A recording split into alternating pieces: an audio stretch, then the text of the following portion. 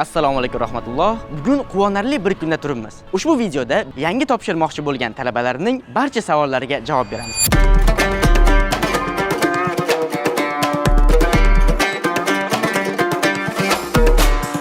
Umumiy 5 yillik faoliyat haqida qancha bir aytib o'tsangiz? Bir ishlarni oson ketishligi, Allohning unga rozi bo'lganini belgisi deyshadi. Yangi topshiruvchilar uchun 5 yillik manhaj haqida ma'lumot bersangiz. Birinchi kursda talabalar asosan arab tiliga ixtisoslashgan. Bu yoqda mana qo'riqlash xizmatimiz mavjud va bu yoqda turniket o'rnatilgan. Talabalarimiz qachon chiqyapti, qaysi paytda kelyapti, doim kontrolda. Shayx akademiyasini boshqa akademiyalardan farqi qanday? Birinchi yildanoq bir omilga e'tibor berganmiz. Shar'iy ilmlarni yoki mutaxassis ilmlarni birinchi bo'lib o'zbek zamon ustozlaridan qabul qilib olishi. Avvalgisidan hozirgi nima farqi bor? 3-2+ ko'rinishda olib borishimizga asosiy sabablardan biri bu yil biz mutaxassislik fani ham ochdik. Bu darslardan juda ko'p istifodalarni qo'lga kiritdim. O'shalardan eng asosiylaridan biri bu shayxni dars jarayonida talabalar bilan birga ishlashliklari bo'ldi. Sinfxonamiz ham u yoqdagi binoyimizga qaraganda ancha katta, keng, oynalari ham ko'p. Talaba dars qilishligi uchun hamma sharoitlar yaratilgan. Shu 5 yil davomida o'quvchilarda erishgan yutuqlari. Bizga abituriyent bo'lib, ya'ni Qur'oni Karim to'liq yodlab kelgan talabalarga chegirmalar beramiz.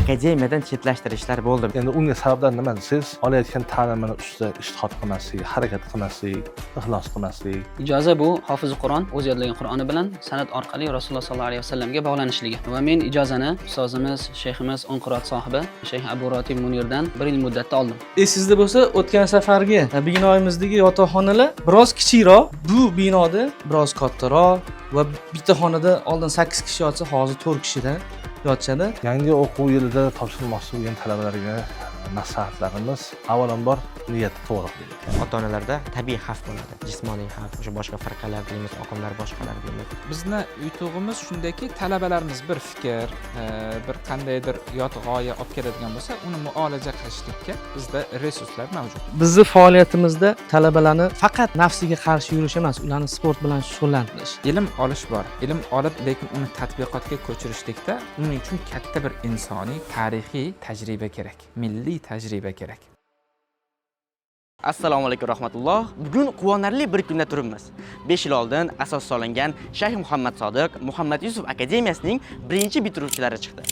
Ushbu videoda 5 yillik natijalar haqida gaplashamiz va inshaalloh yangi topshirmoqchi bo'lgan talabalarning barcha savollariga javob beramiz. Qani boshladik. Assalomu alaykum rahmatulloh ustoz. Akademiyani 5 yoshga to'lgani bilan va birinchi bitiruvchilar chiqarganimiz bilan tabriklayman. Shu umumiy 5 yillik faoliyat haqida, 5 yillik yo'l haqida qisqacha bir aytib o'tsangiz.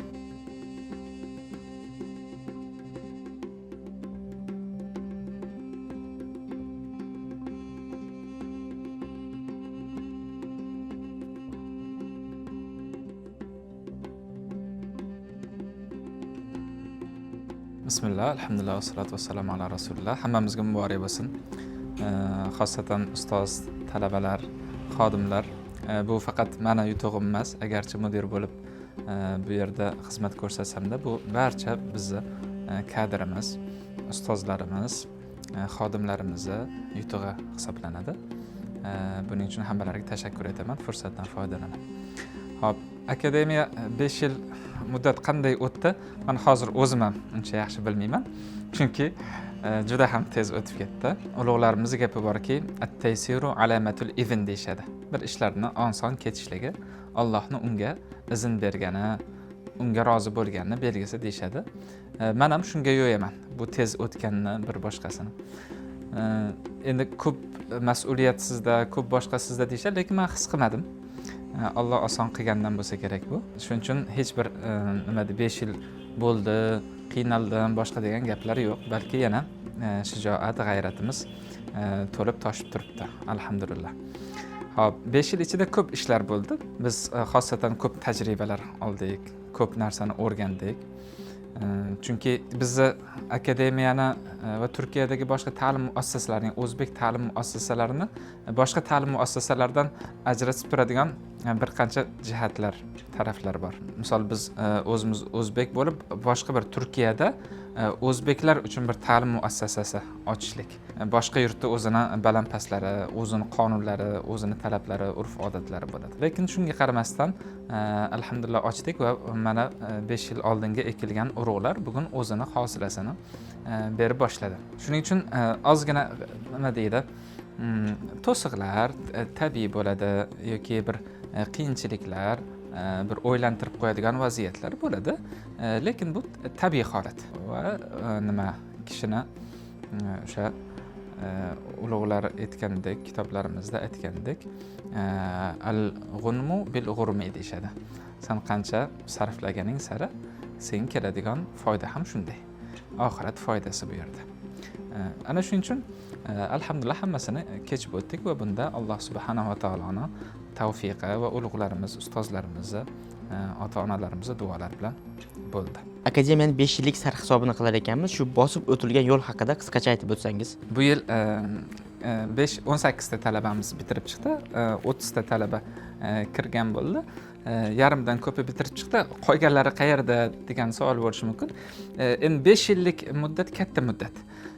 Unda misol xosatan abituriyent 18-17 yoshdagi talabalar bilasiz, boshqa vuzlarda ham men kuzatishim bo'yicha bunday holat ko'p bo'lar ekan o'zi, ya'ni kirgan sohasi demak o'zi xohlagan narsa emas yoki o'zini kashf qilgandan keyin boshqa bir sohaga o'tadi, boshqa qiladi. Men buni juda ham ijobiy baholayman va tabiiy holat.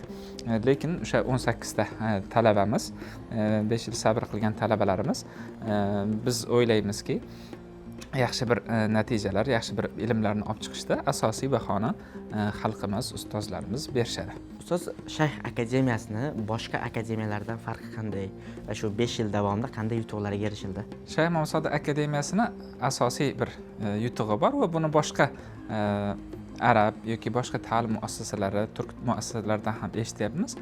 U ham bo'lsa biz birinchi yildanoq bir omilga katta e'tibor berganmiz.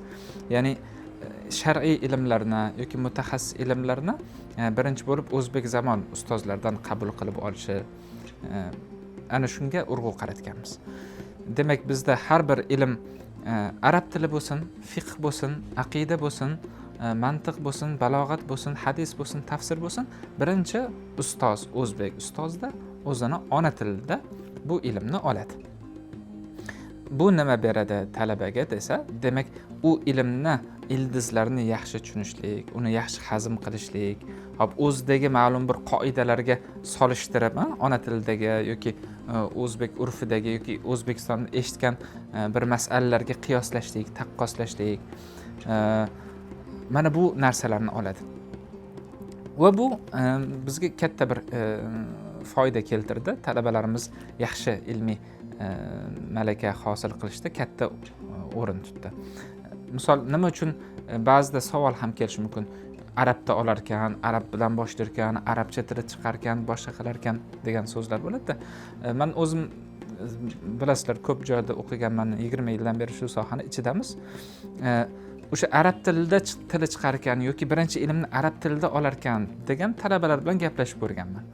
Xoh Turkiyada turkdan olayotgan yoki arabdan olayotgan, Misrda tajribalarni ko'rganman.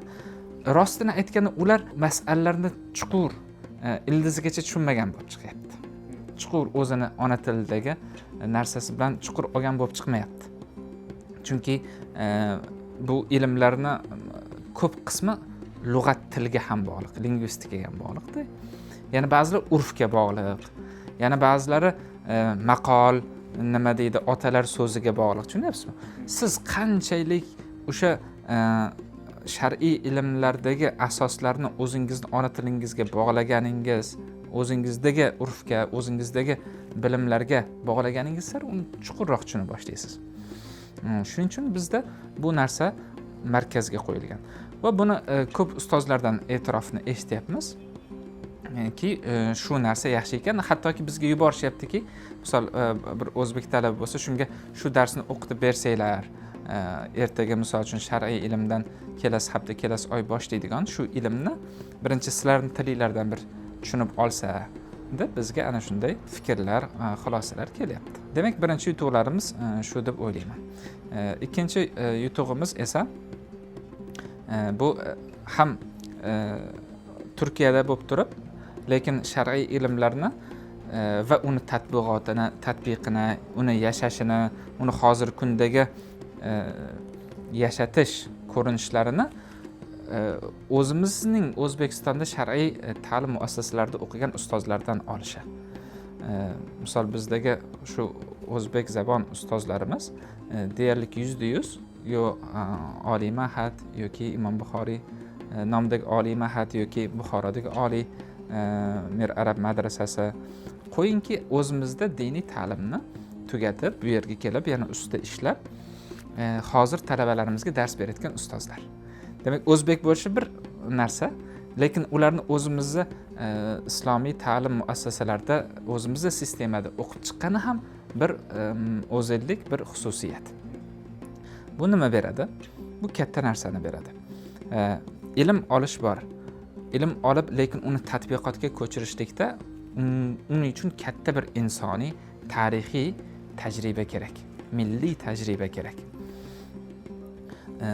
Oddiy bir misol uchun bismillohni aytish bir ish boshlayotganda deydigan bo'lsa, hop aytish bu hadisda turibdi, Allohning barakasi boshqasi bor.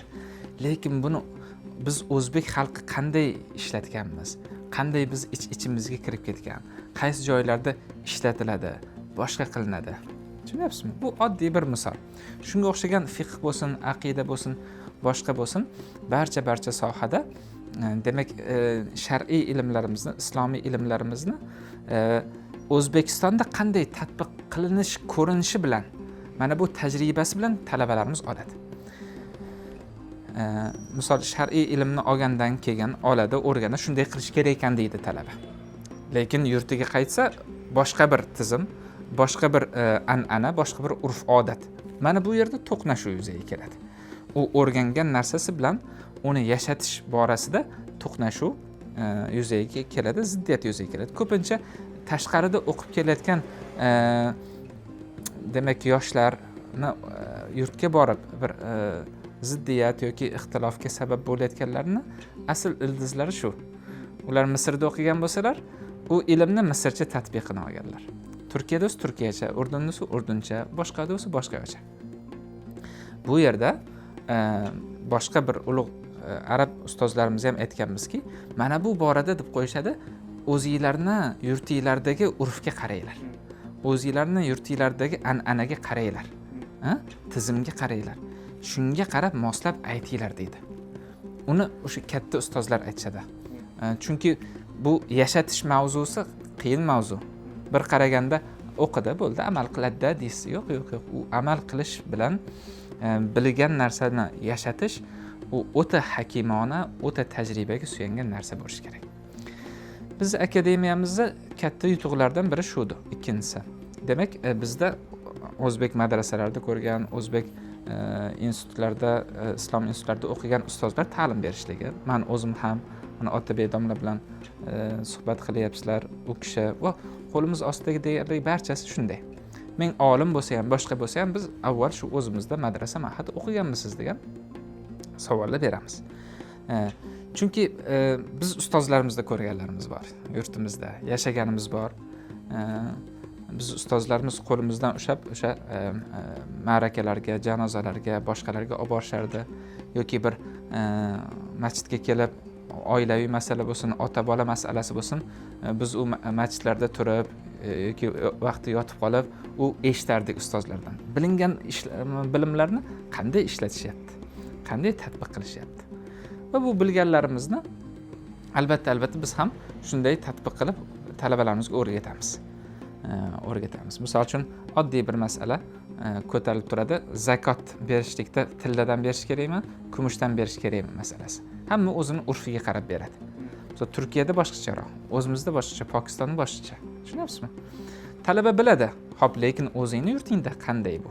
Tatbiqoti qanday ishlaydi? Buni bilib qo'yish kerak bo'ladi. Shuning uchun ustozlarimizga aytamizki, o'sha an'ana bilan kelayotgan islom tatbiqini, tajribasini talabalarimizga o'rgataylik. Har bir ilm kelganda. Misol uchun e'tiqod, aqida masalasi bo'ladigan bo'lsa ham, qanday masalalar bizda dolzarb, bizda aktual. dars o'tish davomida ana shu masalani aytib ketamiz. O'zbek hozir segmentida mana shu masala aktual, bunga bunday yechim bor, bunday yondashuv bor deb ketamiz. Tushunyapsizmi? Uni arab yoki turk boshqa berish mumkin, lekin uni dolzarbligini bilmash mumkin. Dolzarb bilmash mumkin. Natijada ilm samarasi kamroq bo'ladi. Ikkinchi yutug'imiz shu deb o'ylayman.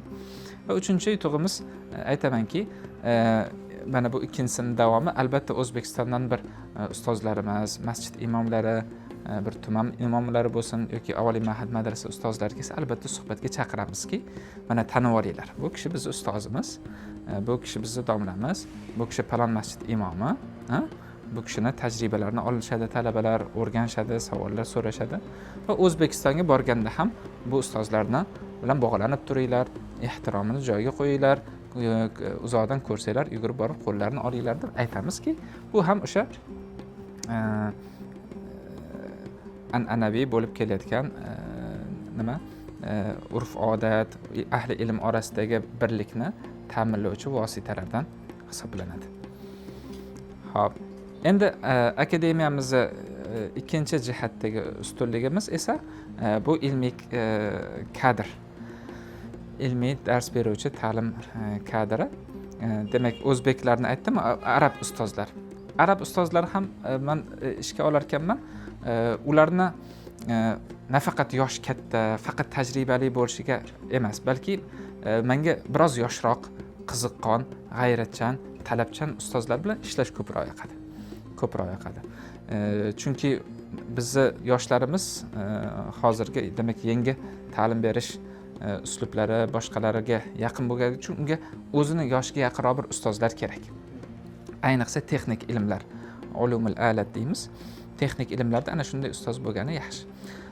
Katta ustozlarcha, tajribali ustozlarcha desa, ular bilan alohida suhbatlar, alohida kechalar, misol uchun Shayx Mahmud Durra hazratlari bilan har hafta o'tirib, ulardan bir ma'naviy ruh, bir tajriba, kattalarning siymosini bu bilan olamiz. Va yana shayximiz Shayx Muhammad Sodiq Muhammad Yusuf hazratlari va u kishining o'g'illari bilan bu muassasani tashkil qilganimiz ham biz uchun katta yutuqlardan. Chunki hazratimizni shogirdlari borki yer yuzida, illo Shayx Muhammad Sodiq akademiyasini ko'rsam, u yerdagi talabalar bilan ko'rishsam degan ishtiyoqlari bor. Shuning uchun Turkiyada bo'lsak, ular ziyoratga yoki sayohatga kelsa albatta kirib, bu yerdagi faoliyatlar bilan tanishib, va qo'llaridan kelgan yordamlarni ayashmaydi. Bu esa biz uchun va talabalarimiz uchun katta yutuq hisoblanadi. Ana endi akademiyamizning asosiy bo'limlaridan bo'lgan akademik bo'lim rahbari Otabek domlaga o'zimiz savollarimizni beramiz.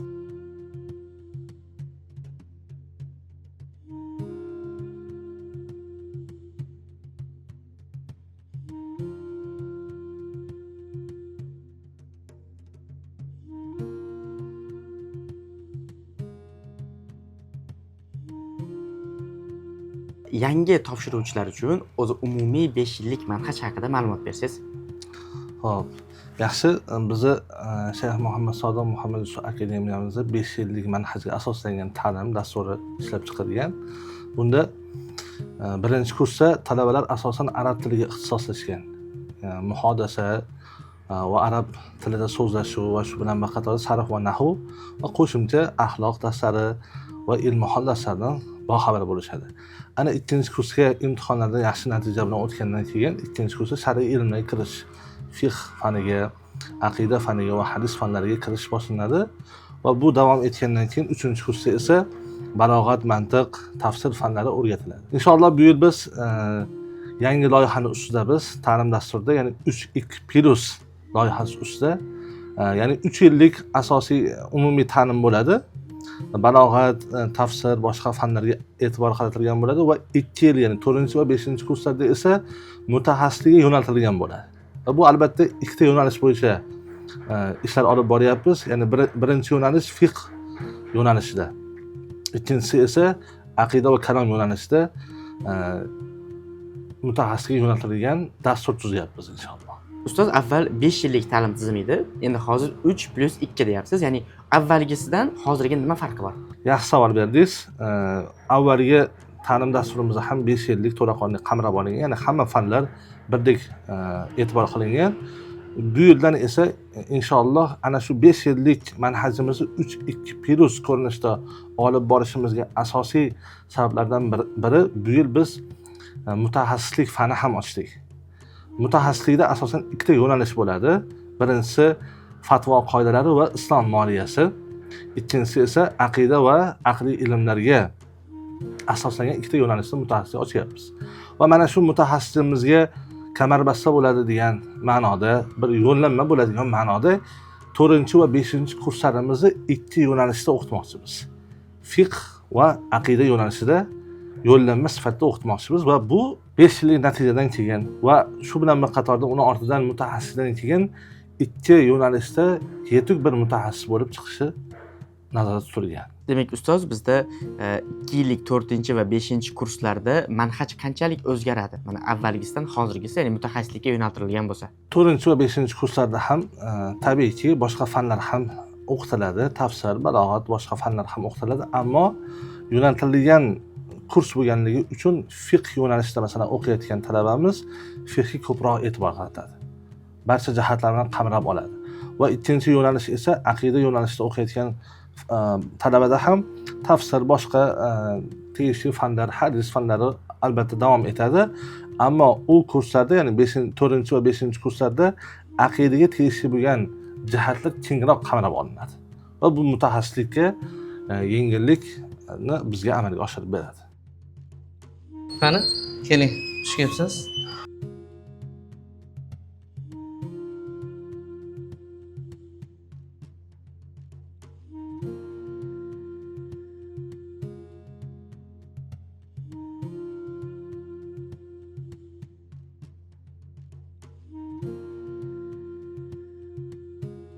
Hop, Muhammad Said bu bizani yangi Fotixdagi binomiz, shahar markazida joylashgan. Esingizda bo'lsa, o'tgan yillari faoliyatda Arnavutkoydagi binoda olib borardik. Bu yildan talabalarimizga, ustozlarimizga qulaylik bo'lishligi uchun va bu yildan Fotih Sulton Mehmet universiteti bilan hamkorlik qilganmiz. Shu yerga yaqin bo'lishligi uchun ham mana shu joyni tanladik, shu yerda faoliyat boshlaganmiz. Xo'p, bu yerda mana qo'riqlash xizmatimiz mavjud. Bu yerda akalarimiz xizmatda va bu yerda turniket o'rnatilgan. Talabalarimiz qachon chiqyapti, qaysi paytda kelyapti, doim kontrolda. Undan tashqari kamera, kuzatuv nazorati ham bor. Marhamat. Xo'p, bu qismi binomizni chap qo'lda yemakxonamiz, hamma ovqatlanish xonasi, ichida oshxonasi bor. Xo'p, bu qismimiz oyoq kiyimlar turadigan joy alohida qilib o'rnatilgan. Qani? Marhamat. Bu bino necha qavatli? Binomiz 6 qavatdan iborat. Asosiy kirish qavatda oshxona, qo'riqlash xizmati va qo'riqlash xizmati uchun alohida xonalar mavjud. Uni ikkinchi qavatda, ya'ni kirish qavatdan keyingi qavatda talabalar yotoqxonasi, talabalarni bemor bo'lgan vaqtda alohida boshqa birovlarga yuqmasligi, boshqasini oldini olish uchun alohida xonalari bor. Uni alohida xona qilganmiz va birinchi shu qavatda dars xonalari ham mavjud. Tushunarli. Birorta yotoqxona darsxonalar ko'ramizmi? Ko'ramiz. Hozir bu yerdagi kutubxonalar ko'rib bir til o'tib ketamiz, xo'pmi? Rahmat. Aytish esimdan chiqdi. Kirish qavatimizni pastki qavatida sport zalimiz bor va bolalarni kirlarini yuvish uchun yuvish xizmatlari ham mavjud. Demak, uni talabalar yuvadimi yoki yo'q, xodimlarmi? Alohida o'zi xodimlar jalb qilingan, o'sha xodimlar kirib berishadi. Mana kutubxonamiz, bitta ko'rib ketamiz. Keling. Xo'sh, bismillah. Mana bu kutubxona. Bu yerda faqat arab tilidagi kitoblarmi yoki o'zbek tilidagi kitoblar ham bormi? Yo'q, bu yerda arab tili, o'zbek tili, turk tili, ingliz tilidagi kitoblar ham mavjud. Bolalarimiz ba'zida sinfxonalarda shovqin bo'ladi-da. Ana o'sha shovqinlarni ba'zida dars qila olmaydi shovqinda, o'shanda kelib kutubxonada o'tirib, sekin darslarini davom ettirishadi. Shu 5 yil davomida o'quvchilarda erishgan yutuqlari qanday bo'ldi? 5 yil davomida demak haligi ham aytganimizdek biz reja qilgan bir darslarni mahorat darslari bo'lsin yoki asosiy ixtisos darslari bo'lsin biz berdik. Aytganimdek, bahoni aslida xalq va ustozlar beradi. Lekin biz o'sha rejaga qo'ygan o'rgatanimiz degan narsalar ichida, demak asosiy ham texnik ilmlar va ixtisos ilmlari va shu bilan birga biz mahoratlarga ham, soft skills deyilyapti bugun, mahoratlarga ham e'tibor qaratganmiz. Chunki bugungi kunda kompyuter bilan ishlash yoki sun'iy intellekt bilan ishlash mahoratlari har bir musulmon kishi bilishi kerak bo'lgan narsa. Lekin biz nafaqat iste'molchi o'laroq, balki bu mahoratlarni olib ma'lum bir xoh ta'lim sohasida, xoh da'vat sohasida bo'lsin, uni bir tatbiq qilish, yo'lga qo'yish, uni yurg'izish, idorasi bo'lsin, marketingi bo'lsin, yoki boshqa sohalar bo'lsin, tatbiqoti uchun ham bularga bu mahoratlarni berganmiz. Va yana xatoba darslari bor. Ya'ni bizda O'zbekiston o'sha islom ta'lim maskanlarida xatoba fani bor. U ya'ni nutq qilish madaniyati, da'vat qilish uslublari. Buni ham o'rgatganmiz ki talabalarimiz demak o'zlarini olimni bo'ynidagi burchi insonlarni haqqa bog'lash, ularni da'vat qilish mas'uliyatini go'zal ado qilsinlar. Ana shunday. Va sun'iy intellekt bo'yicha ham bugungi kunda o'sha sun'iy intellekt bo'yicha shar'iy ilmlarda qanday foydalanish kerak, qanday sarapuchakka ajratish kerak, buni ham ta'limini berdik alhamdulillah. 5 yil davomida men o'zim madrasa ma'had o'qigan bo'lsam, o'sha madrasa ma'hadda beriladigan barcha ilmlarni berdik va undan ziyodasini ham berdik deya olaman. Xudo xolasa albatta bu ilmlarni talabalarimiz amali bilan, uni qo'llashlik bilan, boshqa bilan, ya'ni qo'llash va amal qilish qoldi. Xudo xolasa uning uchun ham biz yo'riqlar, ko'rsatmalar berib boramiz, maslahatlar berib boramiz. Assalomu alaykum va rahmatulloh. Men Shayx Muhammad Sodiq Muhammad Yusuf Istanbul ta'lim tarbiya akademiyasining 5 yillik boshlang'ich ta'lim dasturini 2021-2026 yillarda o'qib tamomladim. Akademiyada 5 yillik ta'lim dasturi arab tili muloqoti, grammatikasi va shar'iy boshlang'ich ilmlar, jumladan aqida, fiqh, tafsir va bu kabi o'nlab fanlarni bosqichma-bosqich boshida o'zbek ustozlaridan, keyinchalik arab ustozlaridan dars oladigan qilib tuzilgan. Akademiya darslari bilan parallel ravishda Turkiyaning nufuzli universitetlaridan birida istalgan soha bo'yicha o'qib, diplom olish ham mumkin. Men o'zim Istanbul Kent universitetida biznes boshqaruv fakultetida o'qiyman. Va yana bizga akademiyada olgan bilimlarimizni hayotga tatbiq qilishimiz, boshqalarga yetkazib berishimiz uchun yordam beradigan mahorat darslari, notiqlik darslari, qolaversa kompyuter savodxonligi darslari va yana menejment darslari kabi zamonaviy fanlar ham o'qitildi. Bularning hammasi biz talabalarning kelajak hayoti va karyerasida muhim o'ringa ega va albatta o'z ta'sirini ko'rsatadi. Madrasani bitirgan hamma mudarris yoki bir masjidda imom bo'lavermaydi, balki ba'zilar bo'ladi madrasa ochadi, unga menejmentni bilish kerak. Yana ba'zilar da'vatchi bo'ladi, uning uchun yaxshi gapirishlik mahorati bo'lishi kerak. Yana ba'zilar mudarris bo'ladi, qaysilari dasturchi bo'ladi. Hamma o'zini professional qobiliyatidan kelib chiqqan holatda bir yo'nalish tanlaydi. Akademiya bo'lsa aynan mana shu kelajak hayotidagi yo'nalishini aniqlashlikda bevosita yordam beradi. Har tomonlama. Muhimi talaba nima qilishi, nima ish qilishi, qayerda ishlashligi emas, balki dinini, aqidasini va qadriyatlarini mahkam tutgan holatda sof islom dinini qanday bo'lsa shundayligicha boshqalarga ham yetkazib berishidir. Akademiyaning diplomi 5 yil davomida talaba qaysi fanlarda necha soatdan o'qidi, necha baholarga tugatdi, bularning hammasini bildiruvchi rasmiy hujjat. Bu diplom bilan birga Turkiyaning universitetlarini tugatgandan keyin ham ulardan diplom oladi. Agar talaba qanday pul topaman deb bu savolni berayotgan bo'lsa, buni o'ylamasa ham bo'ladi. Chunki agar talaba 5 yil davomida o'zini yaxshi ko'rsatib, o'zini nimalarga qodirligini tashqariga chiqarib bera olsa, akademiya u talabani ish bilan ta'minlashga tayyor ekanligini shaxsan o'zim guvoh.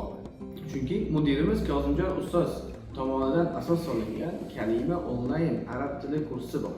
Mana shu kursga men Kozimjon ustoz tomonidan bosh menejer sifatida ishga olinganman. Hozirda bu yerda 200 dan ortiq talaba, 20 ta, 25 ta ustoz va xodimlar bor. Bularni hammasini boshqarish, bularni yo'naltirish menga topshirilgan. Men bilan birga ilmiy mudir sifatida o'zim bilan birga o'qigan kursdoshim, men bilan birga bitirgan Fayzullo degan bola bor. Bu bola butun o'quv ishlari bilan shug'ullanadi. Ilmiy manhaji bo'lsin, kitoblari bo'lsin, ustozlar bilan, talabalar bilan muloqotlar bo'lsin, hammasi bu bolaga topshirilgan. Ikkalamiz ham ustoz o'qishni bitirishimizdan oldin, qo'limizga diplomimizni olishimizdan oldin ishga olib kirgan. Bizdan tashqari bir nechta kursdoshlarimiz ustoz sifatida faoliyat olib borishadi. Arab tilidan dars berishadi. Demoqchi bo'lgani ishlash, karyera qilish, pul topish, bularni hammasini diplomga bog'lab qo'ymaslik kerak. To'g'ri, diplom kerak, zamon talabi, uni inkor qila olmaymiz, lekin diplomni birinchi o'ringa chiqarib qo'yishlik ham noto'g'ri. Muhimi niyat, tajriba, bilim va doimo rivojlanishga bo'lgan intilish. Inshaalloh qolgan hammasi o'z yo'lida bo'ladi, yaxshi bo'ladi. Shu o'rinda bir narsani aytib o'tmoqchiman. Bu gap asosan o'ylanib turgan, ikkilanib turgan, taraddudlanib turgan tengdoshlarimga, ukalarimga. Qaysi sohada ishlashni niyat qilgan, reja qilgan, maqsad qilgan bo'lishidan qat'iy nazar har bir musulmon madrasani ko'rishi kerak. 5 yil hech qancha vaqt emas. Madrasaga kelishsin, har bir savollarga javob olib, bu yerdan albatta o'zlari xohlagandek, balki undan-da yaxshiroq bir shaxs sifatida rivojlanib, shakllanib chiqishadi. Akademiyamiz talabalarining yutuqlaridan biri Qur'oni Karim ijozalari. Biz aslida bizga abituriyent bo'lib, ya'ni Qur'oni Karim to'liq yodlab kelgan talabalarga chegirmalar beramiz. Va ularni biz Qur'onni ko'pincha Qur'onni yodlab kelganlarda ota-onasi xavf bo'ladi. Qur'onni esdan chiqarib yubormasmikin, chunki ko'p yil, ko'p vaqt sarf qilingan. O'shanga biz ularni tinimsiz rag'batlantiramizki, ijozaga o'qib olish, hop bitta ijozada emas, 2-3 ta ijozadan olish yoki bir tajvid bo'yicha bir manzuma deydi, she'rlar yodlash, ana shunga targ'ib qilamiz. Alhamdulillah bu yil ham birinchi kursga juda ham ko'p hofiz Qur'on ukalarimiz kelishdi va ular o'sha Shayx Adnan Bakkur Suriyani 10 qiroat bo'yicha mashhur qori oilasidan o'zi ham ana shu ustoz qo'lida bir qancha talabalarimiz ijozalarni olishdi. Demak, akademiyaga borsang Qur'onni unutib qo'yasan emas, balki Qur'oni Karimni yanada takomillashtirasan, yanada rivojlantirasan deb bemalol aytishimiz mumkin. Xosatan Hafs Osim qiroatida, Shoba qiroatida yoki Hamza qiroatida olishda, Jazariya, Tuhfatul Atfal degan manzumalar bor. Ularni yodlab ustozdan ijozalar olishdi va biz ularni rag'batlantiryapmizki, faqat bu ijozalar bilan cheklanib qolmang, ilm bilan birgalikda boshqa qiroatlarga ham o'qib berursiz, ham Qur'oningiz pishiq turadi va ham o'sha Qur'on borasida xizmat qilishingiz mumkin bo'ladi deb rag'batlantiribmiz. Xudo xolasa bizga kelmoqchi bo'lgan, demak, qori ukalarimizga tavsiyamiz shuki, xudo xolasa boshqa bir joyga alohida qiroatga borib, o'tda 2-3 yil sarf qilib, keyin ilmga o'tib, keyin yana o'tda noldan boshlashlik o'rniga shu yerda o'zida bir vaqt o'zida ham akademiya darslari, ham shu yerda demak 10 qiroatdan ijoza beradigan ustozlar qo'lida ijozalar olishlari mumkin. Bismillahirrohmanirrohim. Alhamdulillahi robbil alamin. Vassalatu vassalamu ala sayyidina Muhammad va ala alihi va ashabihi ajma'in.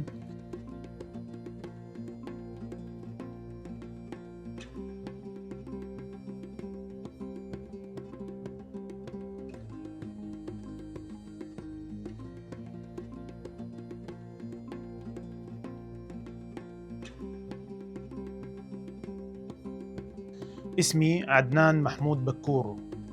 لدي إجازة في القراءات العشر من طريق الشاطبية والدرة بالسند المتصل للنبي المصطفى صلى الله عليه وسلم، وكنت قد قرأت من قبل برواية الإمام حفص عن عاصم من طريق الشاطبية، ونلت أكثر من إجازة. نلت إجازة بسند نازل، ثم أكرمني المولى جل وعلا بالقراءة على شيخ بسند عال، فقرأت عليه برواية حفص عن عاصم من طريق الشاطبية، ثم أكملت القراءات العشر من طريق الشاطبية والدرة، وأكرمني المولى جل وعلا ونلت من رئاسة شؤون الديانة في تركيا أيضا شهادة رسمية بالقراءات العشر، ما يسمونه 10 تقريب في تركيا. وكذلك لدي من جامعة صباح الدين زعيم ماجستير في علوم الإسلامية، إضافة إلى بعض الشهادات التي نلتها من بلدي ومن تركيا. هنا بدأت العمل في أكاديمية الشيخ محمد صادق محمد يوسف، والطلاب الأوزبك هنا ما شاء الله لا قوة إلا بالله هم محبون للقرآن الكريم، مقبلون على القرآن الكريم، يرجون التلاوة الصحيحة العطرة الندية كما كان يقرأ النبي المصطفى صلى الله عليه وسلم. وأسأل الله أن يكرمنا بأن نكون في هذا السند وفي هذا السلك، وأن لا نكون آخر السند. وأسأل الله سبحانه وتعالى أن يستعملنا جميعا وأن لا يستبدل بنا غيرنا. بداية في هذه الأكاديمية قسمنا القرآن الكريم إلى 3 دروس. الدرس الأول الذي كنا نهتم به وهو الأساس هو التجويد النظري، واخترنا لهذه الدروس كتاب التجويد المصور للدكتور أيمن رشدي سويد حفظه الله تعالى، وابتدأنا به إن شاء الله تعالى ننهيه في السنوات القادمة. كذلك عندنا الدرس الثاني هو التلاوة، وهو التجويد العملي، تطبيق هذه المعلومات النظرية في أثناء تلاوة القرآن الكريم. كذلك بدأنا بالتلاوة بالختم مع الطلاب، والفضل لله عز وجل مشينا بالختم، يقرأ كل طالب وأصحح له ويسمع أقرانه أيضا عندما أصحح له، ويستفيدون من تصحيح صديقهم ومن تصحيح كل واحد لنفسه. وإن شاء الله سينهي كل طالب ختم القرآن الكريم خلال دراسته في السنوات الأولى.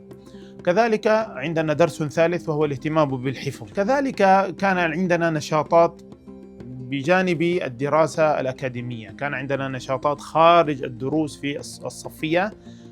جعلنا هناك برنامج مراجعة للحفاظ الذين هم أكملوا حفظ القرآن الكريم، وهناك برنامج آخر لمن يريد الإكمال الحفظ، عنده حفظ ولكن لم يكمل الحفظ، أيضا جعلنا لهم برنامج. ثم بعد ذلك بدأنا يعني اصطفاء واستخلاص بعض الطلاب من هذه البرامج. اخترت أكثر من 10 طلاب للدخول في برنامج الإجازة، ومن بين هؤلاء 10 طلاب ما شاء الله لدينا في الفصل الأول 5 إجازات بالسند المتصل للنبي المصطفى صلى الله عليه وسلم بقراءة الإمام عاصم بن أبي النجود من طريق الشاطبية، نالوا الإجازة بقراءة الإمام عاصم. ولدينا أيضا إجازتان بقراءة الإمام ابن عامر من طريق الشاطبية في هذه السنة وفي هذا العام الدراسي. وإن شاء الله في السنوات القادمة يكون لدينا المزيد من هذه الإجازات. أما بالنسبة لاختيار الطلاب في الإجازة كان من خلال حفظهم، ثم بعد ذلك متابعتهم في برنامج المراجعة الذي جعلناه، واخترناهم ممن أنهوا برنامج المراجعة كان اختيار هؤلاء الطلاب. أبارك لهم ختمهم، وأسأل الله لباقي الطلاب أن يكونوا مثلهم، وإن شاء الله نرتقي بهم جميعا إن شاء الله.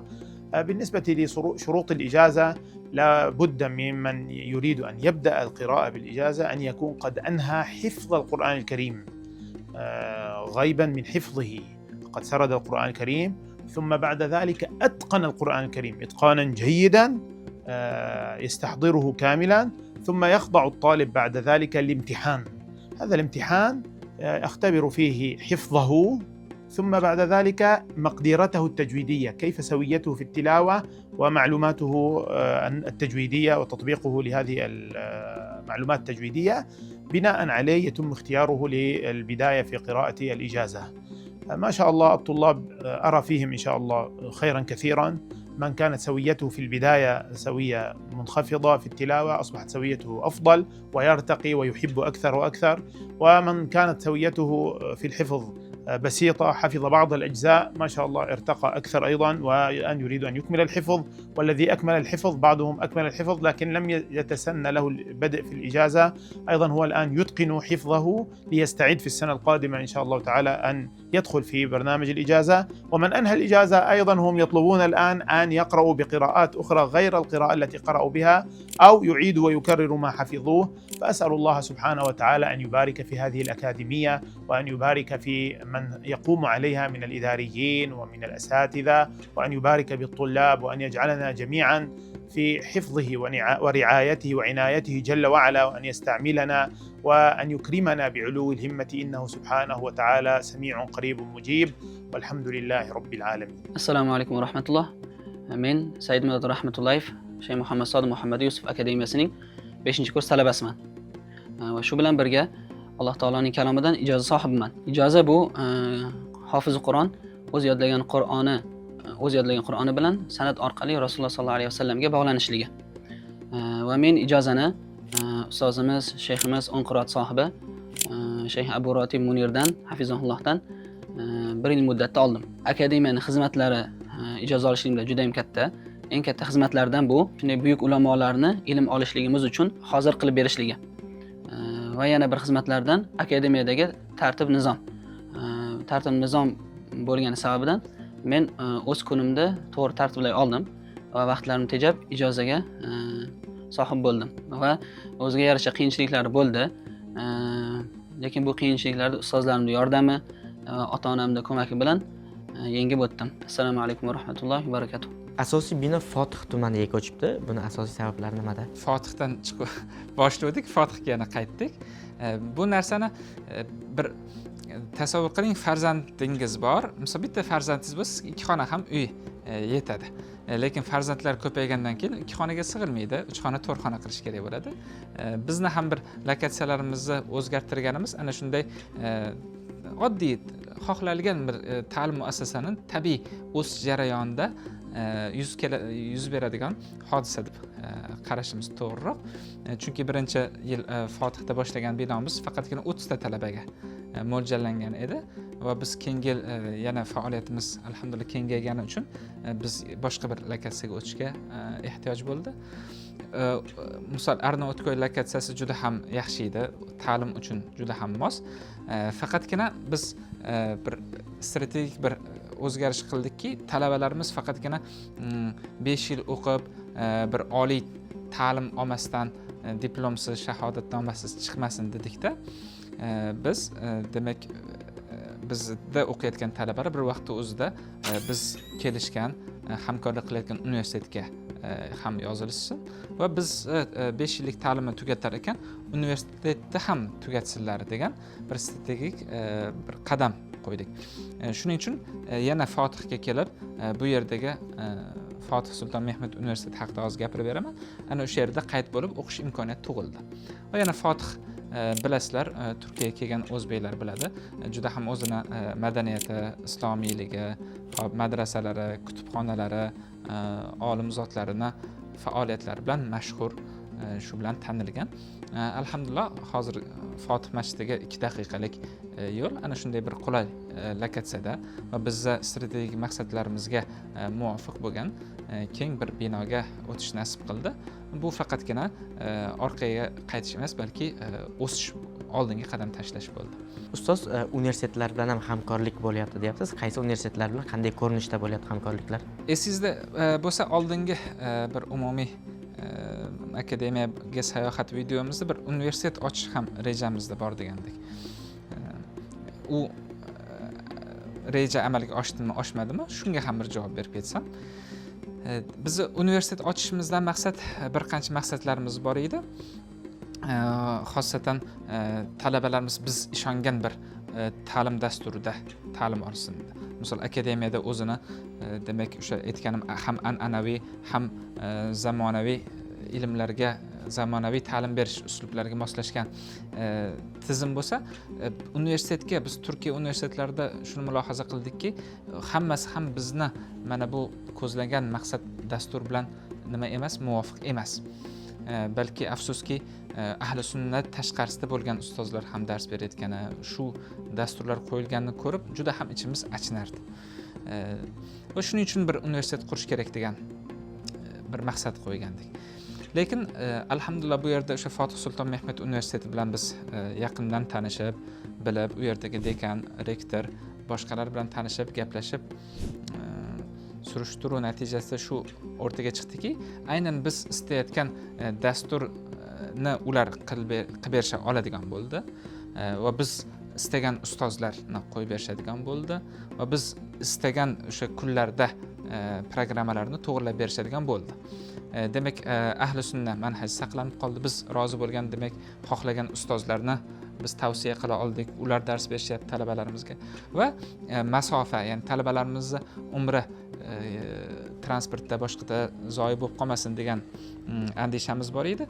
Biz Fotihga ko'chib kelgandan keyin bu ham Alloh taolo o'zi to'g'rilab qo'ydiki, bizga 15 daqiqa 20 daqiqalik uzoqlikda Fotih Sulton Mehmet universiteti. Shuning uchun universitet ochishdan ko'ra hozir bu akademik faoliyatimizni yanada kengaytirishga urg'u qaratyapmiz, chunki biz xohlagan talablardan, biz xohlagan orzularni hozirgi FSM bizga beryapti. Xo'p, endi Fotih Sulton Mehmet universiteti o'zi qanday boshqa desa, mana talabalarimiz bu yil shu universitet bilan hamkorlikni boshladik va bu yilni tugatdik. Keyingi yil ham ular bilan hamkorlikni davom ettiramiz. Yaxshi taraf aytganimdek, ahli sunna val jamoa, ustozlar, kadr yaxshi va bizni programmamiz bilan uyg'un. Ya'ni bir-birini to'ldiradi, takrorlamaydi.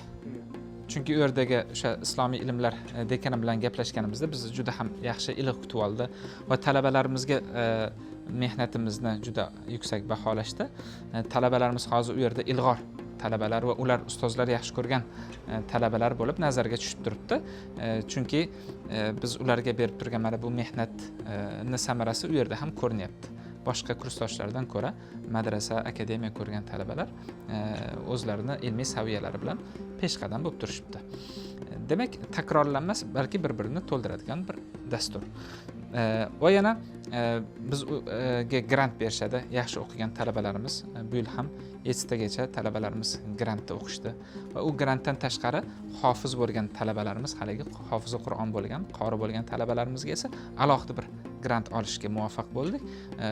Kim hofiz Qur'on bo'lsa, bu yerdagi o'sha imtihondan o'tadigan bo'lsa, Qur'on imtihonida 4 yil bepul ta'lim olish imkoniyatini qo'lga kiritadilar. Shuning uchun xudo xolasa bu hamkorlikdan biz muassasa o'laroq va talabalarimiz foyda bilan chiqyapmiz deb ayta olaman. Assalomu alaykum va rahmatulloh. Men Isroil Ahmedov, Shayx Muhammad Sodiq Muhammad Yusuf va Fatih Sulton Mehmet universiteti talabasiman. Bu universitetga grant asosida kirganman. Grantni qo'lga kiritishligimga menga yordam bergan narsa bu hofizlik belgisi. Hofizlik belgisi bu Turkiya muftiyligi tarafidan Qur'onni qorilarga beriladigan bir sertifikat. Bu orqali har qanday universitetni ilohiyot fakultetiga grant asosida kirishlik mumkin bo'ladi. Albatta, ikkala o'qish maskanida tartibli olib borish va muvaffaqiyatli tugatish bu qiyin, oson ish emas, ammo bu ikkala o'qishni menga tartiblab, ikkalasini jamlashlikda menga yordam bergan narsa bu ustozlarimizni yo'l ko'rsatishlari va maslahatlari. Fatih Sulton Mehmet universiteti va Shayx Muhammad Sodiq akademiyasi hamkorligi sababli darslarimiz muayyan bir kunga tartiblab qo'yilgan. Universitetni tugatganimizdan keyin bizga diplom beriladi va Shayx Muhammad Sodiq akademiyasini tugatganimizdan keyin bizga hujjat beriladi. Assalomu alaykum va rahmatulloh. Hozir masalan talabalar keladi, birinchi kursga keladi va shunda ular 5 yil o'qiy olmasligi mumkin. Sharoit ko'tarmasdan yoki u o'qidi 1 yil, 2 yil o'qidi va shar'iy yo'nalishlar o'ziniki, masalan, olim bo'lmoqchi emas yoki boshqa yo'nalishga qiziqyapti, lekin bu yerda tahsil olmoqchi. Shunda ular ham kelsa bo'ladimi yoki 5 yilni tugatmasdan turib nimadir, demak, yoki tugallanmagan bo'ladimi ta'lim? Yoki har bitta kursdan o'zidan foyda oladimi? Yaxshi, juda chiroyli savol berdingiz. Albatta buni 5 yillik manhaj asosida ko'rib chiqqanmiz. Olim bo'lish istagi bo'lmagan talabalar ham, dinimni birlamchi o'rganadigan talabalar ham kelib ta'lim olish huquqiga ega. Shuning uchun biz birinchi kursdagi ta'limda ham arab tiliga ixtisoslashgan va shu bilan bir qatorda ilmi hol, ya'ni musulmon bo'lsangiz bilish lozim bo'lgan masalalar bilan odob, axloq, aqida masalalari bilan qamrab olganmiz. Va ikkinchi va uchinchi kursda esa haligi musulmonni darajasiga ham din haqida tushunchasi teranroq bo'ladi. Oilasiga ham, do'st birodarlariga ham islom haqidagi to'g'ri fahmni yetkaza oladigan darajada bo'ladi. Ana undan keyingi 4 va 5 kurslar va undan keyingi bu yil uni tepasida turgan dasturimiz, mutaxassis dasturimizda inshaalloh kelajakda yaxshi bir yetuk olim bo'lib chiqishadi. Rahmat ustoz. Qani endi bir akademiyani aylanib, umumiy o'quvchilarni jarayonlarini ko'rsak ustoz. Marhamat. Keyingi savolim ustoz. Demak, umumiy ustozlar haqida ma'lumot berib ketsangiz. Biz akademiyamizda o'zbek ustozlari ham bor, arab ustozlari ham bor. Asosan 5 yillik o'qishimizni ichida 1-, 2- va 3-kurslarda o'zimiz diyorda ta'lim olgan, tahsil olgan, madrasa mahallalarida ta'lim olgan ustozlar ta'lim berishadi. 4 va 5 kurslarda esa asosan arab ustozlari. Albatta endi arab ustozlarining ichida Suriya ulamolari ham bor, shayxlari bor, Misr shayxlari bor va shu bilan bir qatorda Pokistondan ham ba'zi ulamolarni jalb qilganmiz va ular o'zlari ham yetuk olimlar. Ba'zilari Karachi universitetida dars beradi. Suriyalik ulamolar albatta Hanafiy mazhab va Maturidi aqidasi ta'limoti asosida bo'ladi. Bismillahirrahmanirrahim. Alhamdulillah. Vassalatu vassalamu ala sayyidina Muhammadin ashrafi khalqillah wa alihi wa sahbihi wa man wala.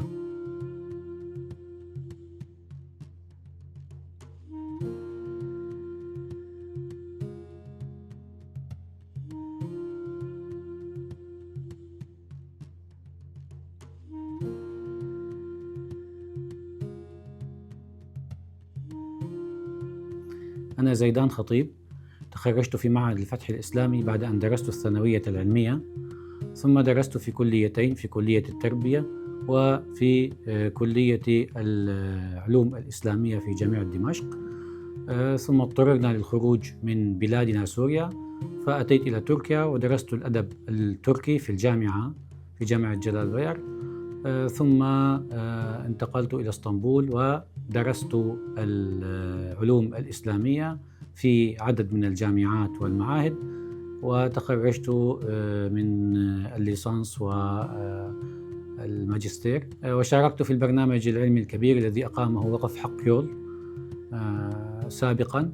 ثم شاركت في وضع مناهج لعدد من المدارس الشرعية، وبفضل الله تعالى كان لنا يد في تخريج عدد كبير من طلاب العلم من دول مختلفة، من ضمنها المدارس التي هي من وسط آسيا كالمدارس الأوزبكية. سيدي، نرجو منكم أن تحدثونا عن التعاون القائم مع أكاديمية الشيخ محمد صادق. مطلع على التراث الإسلامي، متمسك بدينه وأخلاقه، وفي نفس الوقت قادر على تطبيق دينه في الواقع. فالإخوة القائمون على هذه الأكاديمية جزء منهم هم من أصدقائنا من الذين نعرفهم في واقع الحياة العملية، وجزء آخر منهم لنا تدريس مشترك بيننا وبينهم. الإخوة هنا في أكاديمية الشيخ محمد صادق أحبوا بالتعاون مع جمعيتنا، جمعية الزاوية للعلم والثقافة والفن، أحبوا أن يكون لنا عمل مشترك حتى تتضافر الجهود وتكون الكوادر العلمية المتقنة الدقيقة في التعليم والمتقنة في وضع هندسة المناهج هذه متعاونة مع بعضها لإنشاء جيل متماسك. فكلما تضافرت الجهود أكثر، وكلما حصل التعاون بين المسلمين أكثر فأكثر، كلما أنتجنا جيلاً أكثر وعياً وثقافة والتزاماً بدينه، وأكثر قدرة على تطبيق دينه في واقعنا المعيش. ومن هنا جاءت فكرة التعاون بين الأكاديمية، أكاديمية الشيخ محمد صادق رحمه الله تعالى، وبين جمعية الزاوية للعلم والثقافة والفن. سيدي، نرجو منكم أن تعرفونا بالبرنامج العلمي والتعليمي الذي تم إعداده وتطويره. نعم، من خلال تعاوننا مع الكادر التعليمي والإداري في الأكاديمية ونظرتنا للواقع الاجتماعي العام للمسلمين والخاص في تركيا وأوزبكستان، ومن خلال نظرتنا لواقع التعليم الشرعي ولمتطلبات العصر، ارتأينا أن تكون المناهج لها جانبان مهمان. الجانب الأول هو التعمق في التأصيل والدراسة التراثية، والجانب الآخر هو مواكبة العصر وإمكانية تطبيق ما كان موجوداً عند سلفنا الصالح في واقعنا المعاصر. ومن هنا ارتأينا أن تنقسم مراحل التعليم عندنا إلى 3 مراحل في 5 سنوات. هذه المراحل كل مرحلة منها هي عبارة عن باقة متكاملة، عن وحدة متكاملة، بحيث أن الطالب طالب العلم هو أمانة عندنا، وتلك الدراسة الرديفة هي اكتساب المهارات التي تجعل الإنسان منظما في نفسه، منظما في تعامله مع غيره، صاحب نظر للواقع، يستطيع أن يمشي في واقعه بخطى ثابتة ويعبر عن علومه ومعارفه بإذن الله تعالى بوضوح وثبات. برأيكم سيدي، ما الذي يميز أكاديمية الشيخ محمد صادق عن غيرها من المدارس والمعاهد الشرعية؟ بفضل الله تعالى في إسطنبول موجود العديد من المدارس والجمعيات العلمية الجيدة والدقيقة والعاملة في حقل التعليم الشرعي، والتي تسعى دائما للتطور. لكن مما يميز الإخوة الأوزبكية بشكل خاص هو عنوان من أجمل العناوين، وهو الأدب. الإخوة الأوزبكية متميزون جدا في آدابهم، فالإخوة لا يختارون من الطلاب إلا أكثرهم أدبا وإلا أدقهم ذكاء، وهذا وضح معنا عندما درسنا الإخوة الطلاب في جمعيتنا في جمعية الزاوية، ووضح معنا أيضا عندما تعاملنا مع الأساتذة الأوزبكية الذين يدرسون وهم من المنشئين للأكاديمية. أضف إلى ذلك أن أكاديمية الشيخ محمد صادق حقيقة لها نظر واعي، نظر ثاقب، نظر دقيق. هذا النظر الواعي الدقيق يتجلى أمامنا في تلك الإمكانية، وفي نفس الوقت المحافظة على التربية والتزكية والأخلاق، وهذا بفضل الله تعالى يعتبر في زماننا الذي نحن فيه يعني من توفيق الله عز وجل الكبير للأمة الأوزبكية، للإخوة الأوزبكية عموما. أضف إلى ذلك أن الإخوة في أكاديمية الشيخ محمد صادق بعد هذا الكمال والنضج في التعامل مع العلوم الإسلامية هم متوازنون في تعاملهم مع بلدهم أوزبكستان، ولا ينسون بلادهم، بل هم حريصون جدا على التواصل المثمر المنتج مع بلادهم، وجاءوا إلى هذه البلاد حتى يعودوا أصلا إلى بلادهم ويعمروا بلادهم بالعلم والثقافة والدعوة إلى الله سبحانه وتعالى، وينهضوا ببلادهم بإذن الله تعالى. Qani, mana yotoqxonamiz. Hop, esingizda bo'lsa, o'tgan safargi binoyimizdagi yotoqxonalar biroz kichikroq va 2 qavatli karvatdan iborat edi. Bu binoda biroz kattaroq va bitta xonada oldin 8 kishi yotsa, hozir 4 kishidan yotishadi. Hamma sharoitlari, shkaflari, tumbichkalari, dars qilish stollari, hatto kitob joylaydigan joylarigacha mavjud. Inshaalloh. Qani marhamat. Mana Muhammad Said, men bu aytganim sinfxonamiz. Sinfxonamiz ham u yoqdagi binoyimizga qaraganda ancha katta, keng, oynalari ham ko'p. Ya'ni talaba dars qilishligi uchun hamma sharoitlar yaratilgan. Doskalarimiz, televizor mana mavjud. Hamma narsa hozir va nozir. Assalomu alaykum rahmatulloh. Shayx Muhammad Sodiq akademiyasiga yangi o'quv yili uchun qabul boshlanar ekan, ustozlardan rasmiy javoblarni oldik. Endi shu yo'lda yurgan va 4-kursni bitirib 5-kursga o'tgan talabamizdan ham suhbat qilamiz. Inshaalloh foydali bo'ladi degan umiddamiz. Bismillah. Assalomu alaykum rahmatulloh. Va alaykum assalom. Xo'p, Yahyo, ilm yo'liga qanday kirib kelgansiz? Bismillahirrohmanirrohim. Ilm yo'liga kirishimiz boshqacha bir ajib bo'lgan. Yoshligimizdan alhamdulillah ota-onamizni yo'naltirishlari bilan har xil tillar o'rganganmiz. Rus tili yoshligimizda, ingliz tili 5-sinfgacha va undan keyin 2-3 yil arab tillarini grammatika o'laroq o'rganganmiz. Shu grammatika o'rgangan paytlarimizda bizani arab ustozlarimiz bo'lardi. O'zbekistonda o'rganganimizda bir savol berishgandi. O'zi arab tilini nimaga o'rganasan deb. O'shanda o'ylab bitta javobga kelgandim. Arab tilini babi Alloh taoloning shariati va Qur'onni tushunish uchun o'rganishim kerakligini tushunib yetganman. O'shandan keyin shariatga qiziqishlarim boshlanib ketgan. Shu bilan birga ota-onamiz yoshligimizdan halol haromni ajratib, to'g'ri yo'lda yurishimizni ta'kidlab o'tishardi va shu yo'lda qanaqa biz halol haromni ajratishimiz kerakligini rosa qiziqardim va har bitta qiladigan ishimni to'g'ri qilyapmanmi, noto'g'ri qilyapmanmi, fiqhini, ya'ni hukmini o'rganishga harakat qilardim. Keyin shuni tushunib yetdimki, bu narsani men chuqurroq va yaxshiroq o'rganishim kerakligi, chunki babi to'g'ri yashashimiz oxiratimizga ta'sir qilishini tushunib yetdim. Keyin shu bilan shariatga va ilmga qiziqishlarim kuchayib ketdi. Shayx Muhammad Sodiq akademiyalari haqida qayerdan ma'lumot olgansiz? Xo'p, maktab bitirganimizdan keyin universitetga topshirishimiz, shunga o'xshash holatlar bo'ldi. Universitetga topshira olmadik, kira olmadik va ilm yo'liga qadam bosa olmadik. Undan keyin ilm o'rganishim kerak degan narsa ichimda qolib ketib, ancha muddat meni o'zim qiynab kelgandi.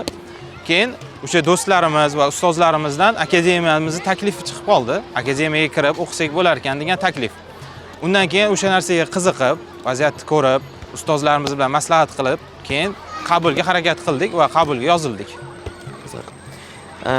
Umumiy bu jarayonda ota-onangizni ko'ndirishdami yoki ma'lumot olishdami qanaqadir qiyinchiliklar bo'ldimi? Qabulda shunday vaziyatlar bo'ldi. Qabulni chiroyli tushuntirishligi va undagi keltirib berilgan masalalar, savollarimizga javoblar, shunday videolar bo'lganligi uchun bizda qabulda va kirib olishda qiyinchilik bo'lmadi. Lekin u yerda o'qishimiz, o'zi bu joy ishonchlimi, chet el davlati, yerda har xil firqalar bor, ta'lim qanaqa bo'ladi, qaysi bir mazhablarga ko'ra bo'ladi, o'sha narsadan baribir qo'rquvimiz bo'ldi. Asosiy qo'rquvimiz ham shunda bo'ldi. Lekin bu narsaning yechimi albatta birinchi o'rinda o'zini nomi, Shayx Muhammad Sodiq rahimahullohning nomlariga qo'yilgan, ularning shogirdlari va yon atroflardagi asosiy shogirdlari o'g'illari tarafidan asos solingani bizga asosiy ishonchni berib turdi. Shu bilan keyin o'zimizni bilgan, ishongan ustozlarimiz, do'stlarimizdan so'rab, surishtirib, hammasini bilib, keyin ishonchimizni komil qilib kirdik shu o'qishga. Alhamdulillah. Umumiy Turkiyaga kelish jarayoningiz, mana shu akademiyaga yetib kelish bu jarayonlar qanday bo'ldi? Albatta har bir narsa birinchi qilinganda qiyin bo'ladi. Birinchi qilib olish va birinchi o'sha ishga qadam bosish qiyin bo'lgani uchun ikkilanishlar, o'ylanishlar, u yerda ma'lum muddat 5 yil, 4 yil qolishimizni o'ylab ancha ikkilandik. Lekin bitta narsa, o'sha qilish kerak bo'lgan ishni albatta qilish kerak ekan. O'shandan keyin hammasi o'zi Alloh taolo agar qadarimizga yozgan bo'lsa, yurib ketadi, bo'lib ketadi. O'shuning uchun ham ustozdan, ota-onalarimizdan duoni oldik va qilinishi kerak bo'lgandek dokumentlarimizni topshirdik, yo'l yo'riqlarni ko'rdik, kelib musofir bo'lmagungacha mo'min bo'lmaysan degandek o'sha narsani qildik, musofir bo'ldik. Albatta keyin yengillashib ketdi hammasi. O'zi umumiy ilmiy yo'nalishga kirishda ota-onangiz qanday fikr bildirishgan? Munosabatlar qanday bo'lgan? Aytganimdek, men maktabni bitirganimdan keyin universitetga kira olmaganim uchun adamlarning yonlarida do'konda xizmat qilib ishlab yurgan bo'lganmiz. Ma'lum muddat 1,5-2 yil vaqtida ishlaganmiz. Undan keyin shu ilmga kirish fikri kelib, o'shanga harakat qilib kirganimizda asosan onam qo'llab-quvvatlaganlar. Har qanday vaziyatda ham ilmiy yo'nalish tanladimmi, harakat qildim. Otam ham qo'llab-quvvatlaganlar, faqat bildirishlar berganlar. O'ylab qilgan ishingni, bu yo'l uzoq yo'l, ko'tara olasanmi, qiyinchiliklarga chida olasanmi? Otamdan ham shunday o'gitlar eshitganman. O'shaning uchun ikkilanish kerak emas. U nima desa bo'ladi, bitta yo'nalishda ketyapman, boshqa yo'nalishimni o'zgartirsam olib keta olamanmi, vaqtim o'tib ketdimi yoki yoshim o'tib qoldimi degan ikkilanishlarga yurish kerak emas. Agar Alloh taolo tavfiq berayotgan bo'lsa, ba'zi bir ustozlarimizni ham bilamiz, ilmga 25 yoshda ham kirib, hozir juda katta natijalar berib, o'zlarini yo'nalishlarida katta olimlar bo'lishganini bilamiz. O'shaning uchun kirishdan oldin yaxshilab istixora namozlarini o'qib, Alloh taolodan duo qilib so'rab, tavfiqni berishini so'rab, harakatni qilib kerak deb bilaman. Shu mana hozir 4-kursni bitirib 5-kursga o'tyapsiz. Mana shu 4 yil davomini bir qisqa suratda bir aytib o'tsangiz. Xo'p, 1-kursga kirganimizda asosan arab tiliga hozirlik, arab tilini yaxshiroq, chuqurroq o'rganish va shar'iy ilmlarning aksari arab tilida yozilgan kitoblar arab tilida yozilgani uchun arab tilini kuchaytirish va yengil islomiy tushunchalarni bildirib ketildi. Ba'zi bir qiyinchiliklar bo'ldi, chet elga kelib, chet elga o'rganish. Lekin albattaki Alloh taoloning shariatini o'rganayotganimiz uchun bunaqa qiyinchiliklar janibiy deydi, ya'ni atrofda turadigan qiyinchiliklar, asosiy qiyinchiliklar bo'lmadi. Asosiy narsa baribir Alloh taoloning yo'lida ketayotganimiz, bu bizni xursand qiladi. O'shaning uchun ham ba'zi bir qiyinchiliklar 1-kursda bo'ldi. U shu muhitga o'rganish, chet elga o'rganish, ota-onadan uzoq bo'lish, shunaqa vaziyatlarga o'rganib tushib olish bo'ldi. Lekin albattaki inson har qanaqa vaziyatga moslashuvchan bo'lgani uchun albatta 1 yil ichida bu narsalardan moslashib ketamiz. Lekin o'zimizda ham ba'zi bir qiyinchiliklar bo'lgan o'sha muhitga, taomlarga, boshqa narsalarga kirishib ketishimiz uchun. Lekin albatta bu narsada murabbiy Abdulloh akamning boshchiligida va o'zimizning ustozlarimiz boshchiligida bu narsalarga o'rganib ketishimiz uchun ular yordam berishadi albatta. Bundan qo'rqmaslik kerak. 2-kursda endi o'rgandik, muhitga o'rgandik, maqsadlarimizni qo'yishni boshladik. Shu bilan keyin ilmiy maqsadlarga kirish boshlab, ustozlar bilan, ilm bilan yaxshiroq tanishishni boshladik. 3 kursda ham universitetga qatnashib boshladik. Universitetdan ham ilm olishni, madrasada ham ilmlarni chuqurroq arab ustozlar, arab shayxlar bilan o'rganishni boshladik. Alhamdulillah 3-kursda ham ilmiy yo'nalishga va ilmiy chuqurlashishga ancha harakat qildik va bunga ustozlarning yordami bilan erishdik ham. 4-kursda sekin-sekin ustozlarni nazariga tushishni boshladik. Arab tillarimiz ancha kuchaydi. Arab shayxlar bilan dars qilganimiz uchun arab tilimiz, arab tili ilm olishlikka yetarli darajada kelgani, mutolaalarimiz ochilganligi alhamdulillah ustozlarimizni yordami bilan shu narsalarga ancha erishdik. 5-kursimiz inshaalloh taxassus biror bir yo'nalishda chuqurroq ketishga yo'naltirilgan bo'ladi. Misol uchun fiqhdan ketadiganlar fiqhga yo'naltirilgan, aqoidga ketadiganlar aqoidga yo'naltirilgan va boshqa yo'nalishlarga yo'naltirish bo'ladi. Shu yo'nalishlarga chuqurlashtirib o'rganishlar bo'ladi. Kurs 5 yillik ta'limimiz shunaqa bo'ladi inshaalloh. Umumiy yangi topshirmoqchi bo'lganlarga qanaqa tavsiya berasiz? Topshirib olmoqchi bo'lganlarga vaqti borlarini albatta ko'proq o'zbek kitoblarini o'qishni, o'zbek o'zimizni tilimizni ravonlashtirishimizni birinchi o'rinda, undan keyin arab tilini va uni grammatikalarini oldindan o'rganib turishlikni va ko'proq Alloh taolodan tavfiq so'rab, bu yo'lga kirib olish, bu bir marhala, bu yo'lni tugatish ikkinchi marhala, ilmda oxiri hayotgacha davom etish bu 3-marhala bo'ladi. Shu narsalarda sobit bo'lishligimizni Alloh taolodan duo qilib, Alloh taolodan ota-onadan duosini olib harakat qilishligini tavsiya qilaman. Katta rahmat Muhammad Yahyo. Alloh taolo o'qishlaringizga o'zi barakot bersin, bardavom qilsin. Rahmat. Demak, ustoz umumiy ham akademiyani o'qishlari va ham universitetda o'qishlarini bir vaqtda olib ketishda katta qiyinchiliklar bo'lgani yo'qmi? Hozir bir javobni ham aytib o'tibman. Demak, aytganimdek biz integratsiya qilganmiz. Integratsiya qilganmiz. Talabalarimizga aytamizki, bu yerda kim yaxshi o'qiydigan bo'lsa, universitetda hech qiynalmaydi. Ya'ni bizdagi talabalar deyarli imtihonlarga tayyorgarlik qilishmaydi. Chunki u yerda o'qitiladigan darslarni biz bu yerda ortig'i bilan beryapmiz. Shuning uchun haliga aytganimdek, ustozlar ham boshqalar ham biz talabalarni yaxshi ko'rishadi, chunki nima deydi, ham bir yaxshi musulmon namozlariga e'tiborlik va bizni o'zbek mentalitetimizga qorishgan islomiy axloq, buning uchun ustozlar ko'p yaxshi ko'rishadi. Biz haftada 5 kun ta'lim beramiz, 2 kun esa universitetga ajratganmiz. Talabalarimiz faqatgina haftada 2 kungina universitetga qatnashadi. Va aytganimdek, u yerdagi darslarni biz bu yerda berganimiz uchun borib bir yangi bir muhit, yangi bir ustozlar, yangi bir do'stlar orttirib, Turkiya bir madaniyati bilan tanishib qaytishadi. Shuning uchun biz kechagina majlisda ham bir talabalardan so'rab bir qiyinchilik boshqa bo'layotsa, talabalar ham aytishadiki, yo'q ustoz, hech qanday bir qiyinchilik yo'q. Balki foydasi bo'lyapti. Yangi madaniyat, yangi do'stlar, yangi ustozlar orttiryapmiz deyishyapti. Shunday. Endi qiyinchilik nimada bo'lishi mumkin? Qiyinchilik o'sha haliga u yerdagi ilmiy muhit bilan bu yerdagi ilmiy muhit orasida bir qandaydir farqlilik his qilinishi boshqa bo'lishi mumkin. Va bu yangi bir yurtga kelgan, yangi bir ta'lim muassasasiga kirgan kishilarda haliga begonalashuv hissini erib ketishiga qadar bo'lgan bir jarayon. Turkcha, turk tilida darslar, ba'zi darslar bo'ladi. Shu turkchadan o'rganishlikda ozgina qiyinchilik bo'lishi mumkin. Lekin arab tilida yoki islomiy ilmlarda hech qiyinchilik bo'layotgani yo'q. Ana shunday, xudo xolisa bundan keyin ham bo'lmaydi deb o'ylaymiz va biz Timmiy universitet bilan aloqalar, munosabatlar olib boramiz. Imtihon kunlari, vaqtlarini ham biz programmamizga moslaymizki, talabalarga nima deydi, ustma-ust imtihon bo'lib ketmasin, ustma-ust bir tadbir bo'lib qolmasin. Shuning uchun universitet tashkilotchilari, universitet mas'ullari bilan doimo integratsiyada harakat qilamiz. Keyingi savol, mana ota-onalar haqida gap ketdi va yangi qabuldagilar uchun Turkiyaga yoki chet davlatga bo'lgan Turkiyaga jo'natilar ekan, ota-onalarda tabiiy xavf bo'ladi. Ya'ni jismoniy xavf yoki o'sha boshqa firqalar deymiz, oqimlar boshqalar deymiz. Mana endi o'tgan videoda 3 yil 4 yil oldin aytgandik, inshaalloh bunday xavflar bo'lmaydi degan ma'noda. Mana 5 yil o'tdi, akademiya ochilganiga 5 yil bo'ldi. Shunday xavflar bo'ldimi? Bo'lgan bo'lsa qanday bartaraf etildi?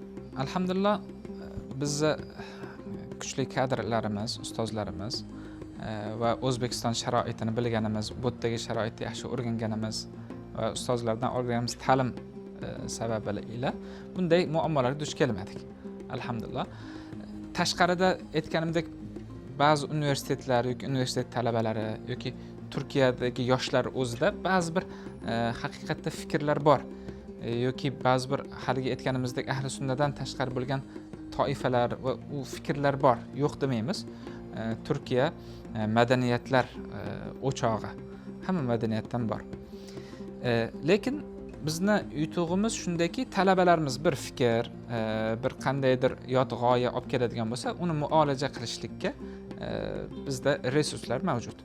Demak, o'tkazib, tushuntirib, boshlanishi nima, natijasi nima, oqibati nima, sababi nima, masalasi nima, bularni o'tkazib talabalarga darslar davomida ham yoki bir ta'sirlangan talabalarimiz bo'ladigan bo'lsa, uni muolajasini qila olamiz. Misol aytganimdek, hal universitetdan yoki bu yerdagi o'qib turgan, boshqa universitetda o'qib turgan o'rtoqlardan shunday fikr olib kelgan talabalar bor. Biz unga nima deydi, unaqa salbiy, darrov xavfsirash ko'z bilan qaramaymiz, chunki kishi tafakkur qilguvchi mavjudot va tafakkur qilish kerak. Shuning uchun biz ularga asosiy ilmlarni berar ekanmiz, ulardan qo'rqmasdan tashqariga chiqara olamiz. Chunki ahli sunna va jamoa ularga immunitetini bera olganmiz. Va agar mabodo shunday fikrlar bo'ladigan bo'lsa ham, o'zimiz ustozlar bilan, murabbiylar bilan ta'lim jarayonida buni muolajasini qilib ketamiz. O'zbekistondan shunday fikrda kelib qolganlar bor. Misol uchun O'zbekistondan o'sha ahli sunnaga begona bo'lgan g'oyalarda kelib qolganlar bo'lsa ham, ular bilan ham o'ta ijobiy, keng bag'rlilik bilan, yotig'i bilan tushuntirish, o'rgatish, boshqa bilan ish olib borganmiz. Shu paytgacha alhamdulillah, bundan keyin ham bo'lmasin, iloyim Robb Allohning tavfiqi barchasi bunday holatlar bo'lmadi, ko'ngilsizliklar bo'lmadi. Shu yerda o'zi, ya'ni ota-onalarda ikkinchi katta bir savol, xavf, ya'ni Turkiya hukumati bilan yoki O'zbekiston hukumati bilan qandaydir Turkiyada bo'lganda yoki O'zbekistonga qaytganda muammolar bo'lmaydimi degan savol va o'zi rasmiy doiralar bilan hamkorlik qanday ketyapti? Bu ham yaxshi savol. Biz demak Turkiyada nodavlat, notijorat ta'lim muassasasi o'laroq ro'yxatdan o'tganmiz. Turkiya tarafdan bir xavf, xatar yo'q va biz O'zbekiston bu yerdagi konsulligi, bosh konsul va yordamchi konsullar bilan doimiy aloqadamiz. Va ularni ko'rsatmalari, ularni tavsiyalarini quloq solamiz va muvofiqlikda ish olib boramiz. Aytganimdek, va talabalarimiz bu yerda rasmiy universitet talabalari bir vaqtda o'zida 18 yosh yuqorisi bo'lganligi uchun shu paytgacha na Turkiya tarafidan, na konsulligimiz, na O'zbekistonga talabalarimiz borib kelsa, ta'tillarda o'zimiz ham borib kelamiz. Hech qanday bir muammo bo'lgani yo'q. Chunki ana saylovlar bo'ladigan bo'lsa, saylovlarga boramiz yoki mustaqillik bayrami, turli tadbirlarni konsullik bilan birga nishonlaymiz va o'zimizni doim O'zbekiston farzandi ekanligimizni unutmaymiz. Vatanimiz rivoji uchun qo'limizdan kelgan hissani qo'shamiz va inshaalloh mana bu 5 yillik mehnat mahsuli bo'lgan bitiruvchilarimiz ham ona yurtimizga, O'zbekistonga borib, o'sha yerda ustozlar qo'lida faoliyatlar qilishlariga targ'ib qilib, doim bunga tashviq qilib boramiz. O'quvchilar, talabalar shu akademiyada tahsil olayotib turganda nechanchi kursdan boshlab, demak, Turkiya davlat universitetlariga kirishadi? Birinchi kursdan boshlab kirishadi. Faqat bizni Fatih Sulton Mehmet universiteti bilan hamkorligimiz bor. Bu hamkorlikda o'qishga kirgan talaba 2 yillik til kursida o'qiydi. Birinchi yil arab tili, ikkinchi esa turk tili, ana undan keyin birinchi kursdan davom ettiradi. Biz kelishuvimiz bo'lgani uchun haftaning hamma kunida bormaydi. Ma'lum bir kunlarda boradi, qolgan kuni bizni o'zimizda ta'lim tarbiya olishadi. Demak, ya'ni ikkita ta'lim dargohini olib ketishda albatta qiyinchilik inshaalloh bo'lmaydi. Albatta bu narsa talabani o'ziga bog'liq. Niyati mahkam bo'lsa, ixlosi bo'lsa, harakati yaxshi bo'ladigan bo'lsa, qiyinchilik bo'lmaydi. Rahmat ustoz. Umumiy akademiyadan chetlashtirishlar bo'ldimi? Ya'ni qanday talabalar chetlashtirildi, qanday talabalar demak rag'batlantirildi? Albatta, bu yil ancha salmoqli yilimiz bo'ldi. Ayniqsa bu yil kirgan, topshirgan talabalarimizni ko'pchiligi bizda suriyalik qorilardan biri, shayxlardan biri, Shayx Adnon borlar. Ana shu 10 xil qiroat sohiblari o'zlari talabalarni o'qitib, bir necha 7 nafar qorilarimizga ijozalarni taqdim qildi. Endi o'zingizga ma'lumki, har qanday ishda, har qanday holatda ta'lim bo'lsin, boshqa ishlar bo'lsin, o'z sohasida muhabbat bilan harakat qilmayotgan insonlar ko'p qoqiladi. Shuning uchun ayniqsa ta'lim masalasi juda ham nozik masala. Akademiyamizda chetlatilgan talabalar bo'ldi. Endi unga sabablar nima desangiz, olayotgan ta'limini ustida ijtihod qilmaslik, harakat qilmaslik, ixlos qilmaslik, dangasalik ko'p bo'ldi va ta'lim tarbiya bu akademiya faqat ta'lim emas, tarbiyaga ham qaratilgan. Tarbiyasida kamchilik bo'lgan talabalarni albatta ustozlarning jamoasi bilan kelishgan holimizda maslahat orqali talabalar chetlatish bo'ldi. Shu kungacha akademiyamizdan 5 nafar talaba chetlatildi. Endi shu yilda o'zida. Shu yilda o'zida 5 nafar talaba chetlatildi. Ularning asosiy sababi shu: tarbiyasida kamchiligi borligi va ta'limda olayotgan ilmlarni yaxshi o'zlashtirmaganligi dangasalik oqibatlarida bo'ldi. Demak, ustoz, ya'ni bir o'quvchi keldi, bu yoqqa o'zgaraman, o'g'nalaman deb, lekin tarbiyasi yaxshi bo'lmasa darhol chetlatiladi yoki birinchi avval ishlab keyin chetlatiladimi? Yo'q, darhol chetlatilmaydi. Ustozlar orqali suhbatlar olib boramiz. Ayniqsa bizni akademiyamizda murabbiylar bo'limi bor. U yerda bo'lgan xodimlar individual tarzda talaba bilan suhbat olib boradi va ota-onasi bilan muloqot qilamiz. Ana undan keyingi natija og'ir ahvolga kelgan bo'lsa, keyin chetlatishga majbur bo'lamiz. Tushunarli ustoz. Yangi o'quv yilida topshirmoqchi bo'lgan talabalarga va ota-onalarga qanaqa tavsiyalaringiz bor? Yangi o'quv yilida topshirmoqchi bo'lgan talabalarga maslahatlarimiz: avvalambor niyatni to'g'ri qilaylik. Nima niyatda kelyapmiz? Maqsadimiz nima? Mana shuni belgilangan holatda kelsa juda ham maqsadga muvofiq bo'ladi. Va ta'lim masalasida inson qiyinchiligi bo'ladimi? Albatta bo'ladi. Qiyinchiliksiz hech narsaga, hech qaysi maqsadga yo g'oyaga erisha olmaymiz. Shuning uchun niyat, xolislik, mehnat va sabrni o'zlariga lozim tutsa, maqsadga muvofiq bo'ladi. Rahmat ustoz. Endi blitz savollarga o'tamiz, qisqa savol-javobga. Birinchisi, o'qish necha oy va ta'til necha oy? O'qishimiz 10 oy, ta'tilimiz 2 oy hisoblanadi. Oilalik, uylangan talabalar ham o'qishga topshirishlari mumkinmi? Oilali uylangan talabalar o'qishga bemalol topshirishlari mumkin. Tushunarli. 5 yil davomida, demak, kirgan talabalar uylanishsa bo'ladimi, ya'ni o'qish davomida? O'zi bu masalada ko'p ustozlar, ayniqsa ta'lim sohasidagi mutaxassislar bir maqsadga erishgungacha uylanmaslikni tavsiya qiladi. Ammo ba'zi bir talabalarda o'ziga xos bo'lgan masalalar bo'ladigan bo'lsa, uni albatta ustozlar va ota-onalar maslahatida ko'rib chiqiladi. Ustoz, qabulda ko'p savol keladi. Ya'ni akademiyada 5 yil o'qirkan, shu paytda ishlasa bo'ladimi, yo'qmi? Biz akademiyamizda ta'lim olayotgan talabalarga ishlashga imkoniyat yo'q, chunki bizni ta'lim jarayonlarimiz ertadan kechgacha tartiblangan. Bu yerga keladigan talabalarga tavsiyamiz faqat o'qish niyatida kelsin. Ustoz, hozir akademiyada qanday dars jarayoni yoki imtihonmi, nima bo'lyapti? Hozirgi vaqtda imtihon jarayoni ketyapti. 29-iyundan boshlangan imtihonimiz ertaga oxirgi kuni. Marhamat, kuzatishingiz mumkin. Birinchi kurslarimizni ko'ramiz. Imtihon tayyorgarlik ko'rish jarayonida. Marhamat. Assalomu alaykum va rahmatullohi va barakatuh. Talabalar yaxshimisizlar? İmtihonlar yaxshi o'tyaptimi? Tayyorgarliklar yaxshimi? Alloh osonlik, yengillik bersin. Yaxshi harakat qilib, yaxshi natijalarni qo'lga kiritishni nasib qilsin. Salomat bo'ling, marhamat. Rahmat ustoz. Hop, bu binomiz 6-qavati. 6-qavatda namoz o'qishlik uchun masjid qilingan. Masjidimiz ham keng, gilamli to'shalgan va o'ziga yarasha oynalardan manzaralar ko'rilib turadi. Inshaalloh. O'z umumiy faoliyat haqida gaplashsak. Hop. Hop, ya'ni faoliyatga nimalar kiradi? Mana shu 5 yilda nimalar bo'ldi? Faoliyat haqida gapiradigan bo'lsak, biz murabbiylarning asosiy vazifalarimizdan bittasi shu talabalarimizni tartib, intizomga amal qilishlarini ta'minlash. Tartib, intizom qanaqa? O'sha mudirimiz Kozimjon domla va ko'p ustozlar bilan birgalikda tuzilgan kunlik tartib bor. O'sha kunlik tartiblarga asosan bolalarni o'z vaqtida namozlariga, darslarga chiqish, o'z vaqtida murojaatlarni qilish, o'z vaqtida ovqatini yeyish, vaqtida uxlash, vaqtida turish, tartib qoidalariga rioya qilishligini ta'minlash.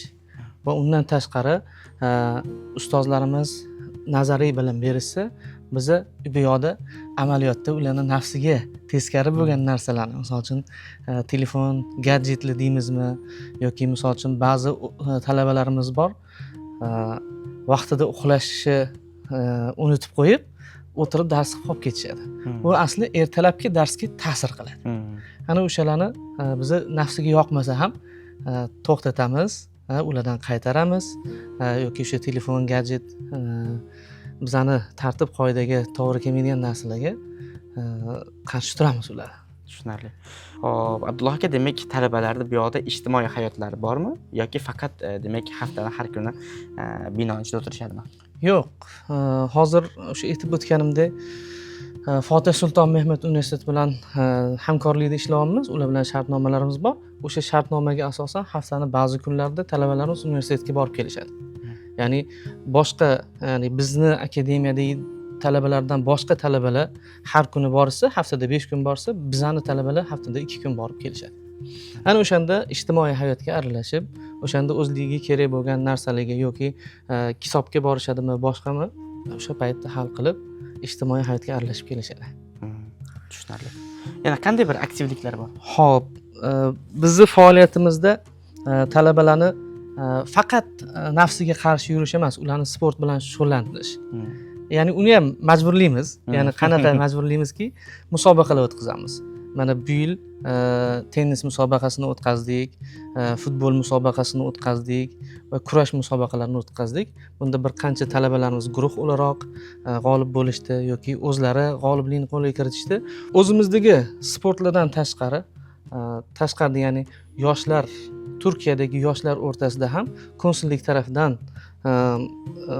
futbol musobaqasi o'tkazildi va unda bizni Shayx Muhammad Sodiq akademiyasi talabalari birinchi o'rinni egallashdi. G'oliblikni qo'lga kiritishdi, kubok sohibi bo'lishdi va bir qancha nima deydi, gonorarlar berishdi. Shunaqa holatlar bo'lib turadi. O'zbekiston Respublikasini Turkiyadagi konsulxonasi tarafidan takliflar bo'ladi. Ya'ni sport musobaqalari o'tkazilsa, unda qatnashamiz va yoshlar jamiyati yig'ilib yilda bir 2-3-4 marta yoshlar forumi o'tkaziladi. O'sha yoshlar forumlarida qatnashamiz. O'tgan yillari bo'lgan saylovlarda, ya'ni Turkiyadan turib O'zbekistondagi saylovlarda qatnashish imkoniyatlarini ham bor ekan, shuni tashkillashtirib berishdi. Shu ya'ni aktiv qatnashildi. Aktiv qatnashildi saylovlarda ham. Tushunarli.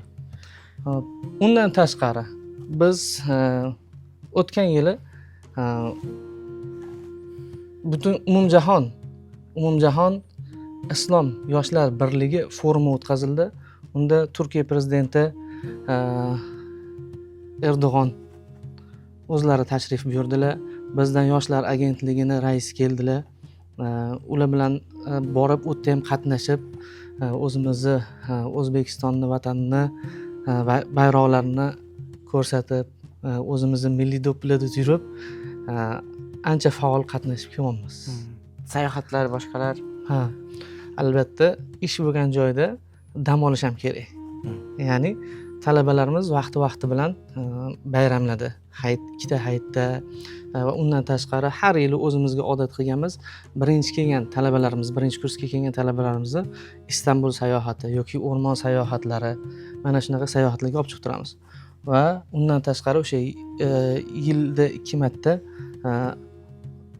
umumiy talabalarimiz bilan sohil, yoz bo'lsa sohilga chiqib, dengiz bo'yiga olib chiqamiz.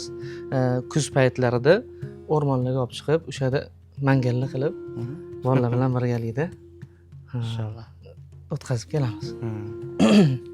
Mana hop, bu yerda har shanba kuni hadis darsimiz bo'ladi.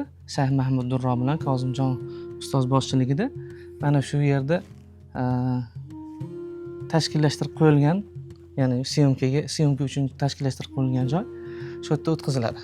Bu yoqda ustozlar o'tirishadi, bu yoqda talabalar o'tirib, xuddi eski ustoz shogird an'analarini nima qilishadi, davom ettirishadi. Davra suhbatlari shu Davra suhbatlari shu yoqda bo'ladi. Assalomu alaykum va rahmatullohi va barakatuh. Men Ro'ziboyev Davudbek, Shayx Muhammad Sodiq Muhammad Yusuf akademiyasining 5-kurs talabasiman. Bu 5 yil davomida akademiyamizda juda ko'p ustozlar bilan birgalikda suhbatlar, ilm davralari o'tkazildi.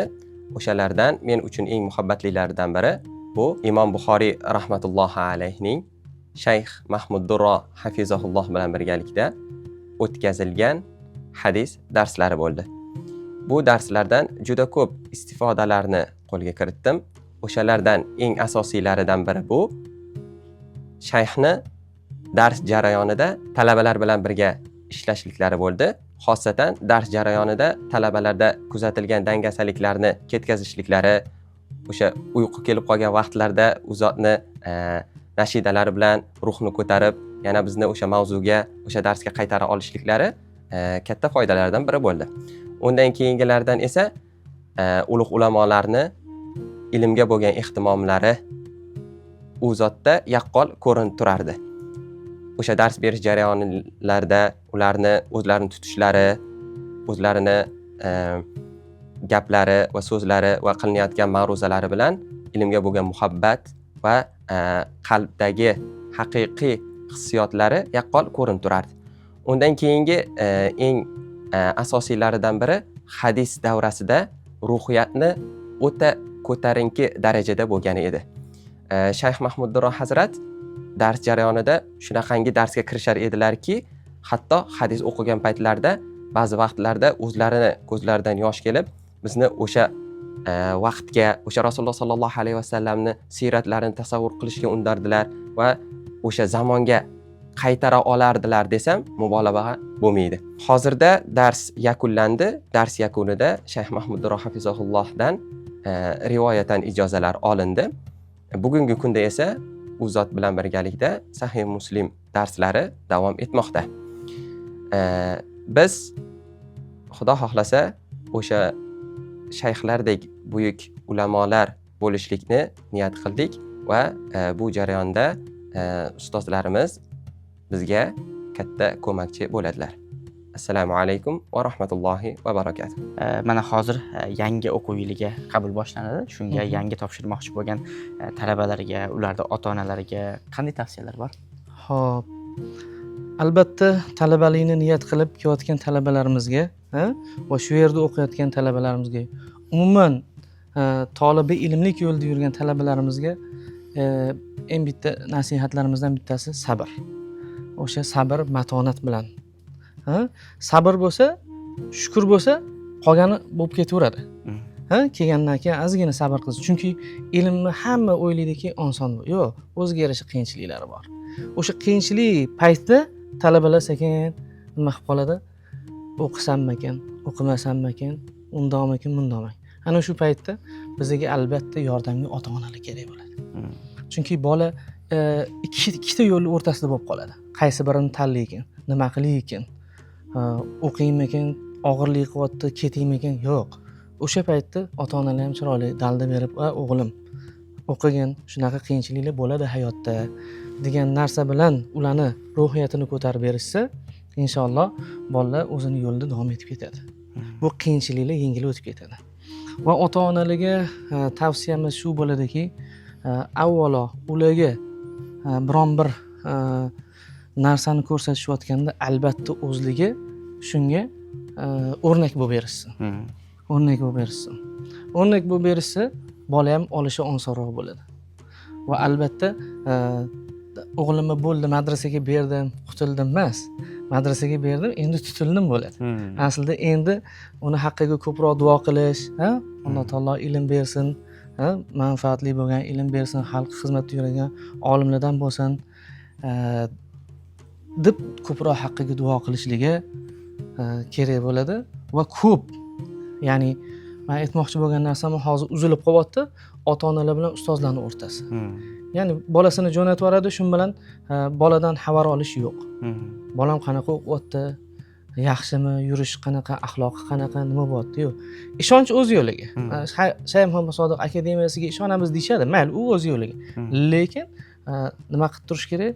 Doimiy ustozlar bilan aloqada bo'lib turish kerak. O'g'lim qanaqa? O'qishlari qanaqa? Chunki 18 yil, 20 yil davomida farzandni ular tarbiya qilishdi. Bu yerda tarbiyalanmaydi, bu yerda sekin-sekin o'zgaradi. O'sha haqiqiy tarbiyasini olib kelgan, bu yerda sekin iymoni quvvatlanishi mumkin, sekin olgan bilimiga amal qilishi mumkin. Lekin haqiqiy tarbiya uydan kelgan. Shuning uchun ba'zida ustozlarning gapiga kirmasligi mumkin yoki murabbiylarning gapiga kirmasligi mumkin, ota-onaning gapiga kiradi. Shuning uchun ota-onalar ko'p faqat farzandlari bilan emas, ustozlari bilan, murabbiylari bilan aloqada bo'lib turishsa, maqsadga muvofiq bo'ladi. Katta rahmat aka. Barcha savollarga javob oldik. Katta rahmat. Ish faoliyatlaringga omad tilaymiz. Rahmat katta. Salomat bo'ling. Akademiyaga topshirmoqchi bo'lgan yangi talabalardan kelgan savollar uchun ustozlarimizdan javoblar oldik. Endi nafaqat ustozlardan, balki shu akademiyada o'qib, bitirishga yaqin qolgan o'quvchilardan, talab ilmlardan ham savollarga javob olamiz. Assalomu alaykum Maqsudbek. Yaxshimisiz, charchamayapsizmi? Bir norasmiy ravishda nima qilamiz, suhbat qilamiz. O'zi birinchi ilmga kirib qolishingiz qanday bo'lgan? Men birinchi madrasa haqida xabar topganim o'zi dadamdan bo'lgan. Dadamlar yoshliklarida madrasa o'qiganlar, Qo'qonda, eski madrasada o'qiganlar. Shundan dadamdan shu haqida ozgina gaplar, voqealar eshitardim. Shundan endi qalbga nimadir tushgan.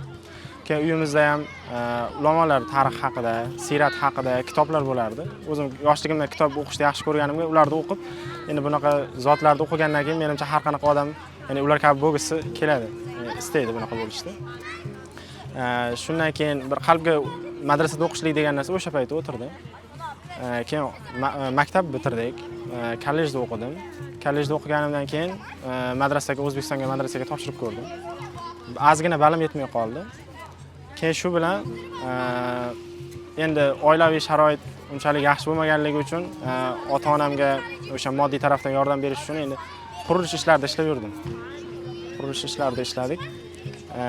Keyin Rossiya Federatsiyasiga ishlashga bordim. 1,5 yil atrofida, 1,5 yildan ozgina ko'proq u yerda ishladim. Endi ketishimga asosiy sabab bo'lgani shu moddiy tarafdan uyga yordam berish. Keyin o'zimda qalbimda bitta narsa, endi yaxshi bo'lib ishlab ketsam, o'zimda kontragimga pul yig'ib kelib topshirib yana o'qiyman degan narsa bor edi. O'ziga yarasha bo'ldi, lekin baribir moddiy nimadan oshira olmadim bu narsaga. 1,5 yildan keyin kelganimdan keyin madrasaga topshirib ko'rdim. Endi baribir qaytib kelganimdan keyin ham ishlashga majbur bo'lganman. O'zimizda qurilishda, shunga o'xshagan ishlarda ishlardim.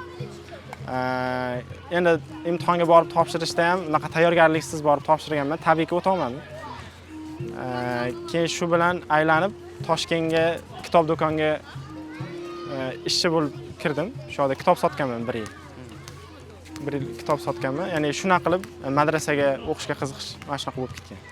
Umumiy demak O'zbekistonda o'qishlariga ball yetmay qoldi ozgina, shuning uchun kira olmadingiz. Shayx akademiyasini qayerdan eshitdingiz? Shayx akademiyasini shu yerda ishlaydigan bir sherigimiz bir kuni kechqurun o'sha Telegramdan xabar yuborib qoldi. O'sha shunaqa xabar tashlangan ekan. O'qishga qabul qilamiz deb. O'zi ikkinchi qabulda 2022-yil, ikkinchisi qabulini oxirgisi ekan. Ya'ni oxirgi kuni adashmasam 1 kun yoki 2 kun qolgan ekan.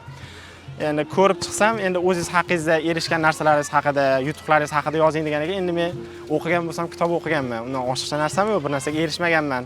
Mayli dedim-da, yozmadim. Keyin o'sha ishtalik paytimda sherigim yozib qo'ying, bir narsa ketmaydi dedi. Ya'ni pul so'rashmayapti, to'ldirib qo'ying dedi. Keyin to'ldirib qo'ydim, keyin shu bilan bizga aloqaga chiqishdi, shu bilan olib ketildik. Akademiyaga topshirishingizga ota-onangiz rozi bo'lishganmi? O'zida qanaqadir qiyinchiliklar nimadir bo'lganmi, ya'ni? Shu ilm yo'liga kirishingizga to'siq bo'lgan narsalar haqida aytsangiz. Xo'p. Men avval topshirganimda bu hali Toshkentda ishda bo'lganman. Hali uyga Farg'onaga qaytganim yo'q edi.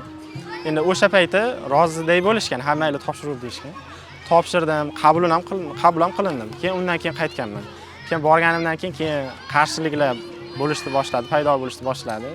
Ya'ni u yerga hozir hech kim tanimaydigan joyga ketyapsan. Yoki moddiy jihatdan endi baribir kontrakti bor. Misol uchun to'lolmay qolsang nima bo'ladi yoki davom ettira olmasang nima bo'ladi? Bunaqa savollar bo'lgan. Shu bilan qarshiliklar bo'lgan. Lekin shu bitta onam rozi bo'lib turganlar, borib o'qivermaylar. O'sha o'zimda tilla ziraklarimni sotib bo'lsa ham jo'nataman. O'sha yerda borib o'qisang bo'ldi degan. Keyin shularning yordamlari bilan keyin boshqalar ham rozi bo'lishgan. Shunaqa. qarshiliklar bo'lgan. Endi ular ham menga yomon narsa o'ylashmagan. Endi ular ham to'g'ri narsani o'ylagan. Bu narsa o'zimning qalbimda ham bo'lgan. Ya'ni moddiy jihatdan nima bo'ladi deganim. Lekin o'zim aytganman, endi Alloh taolo shu narsaga muvofiq qildi. U yog'i ham o'zidan keladi degan ishonch bo'lgan bor. O'zi bu dargohda ya'ni rasmiyligi bo'yicha boshqa savollar bo'lgan deyapsiz. Ya'ni shu savollarga qayerdan javob topgansiz endi rasmiylik haqida?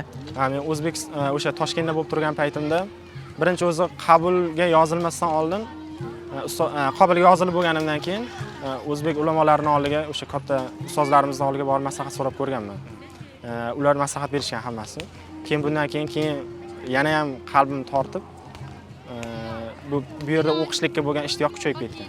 Demak, asosan ikkita bir savol bo'lgan deyapsiz. Birinchisi rasmiyligi haqida va uni ustozlardan so'rab surishtirilganda haqiqatda rasmiy dargohligi chiqdi.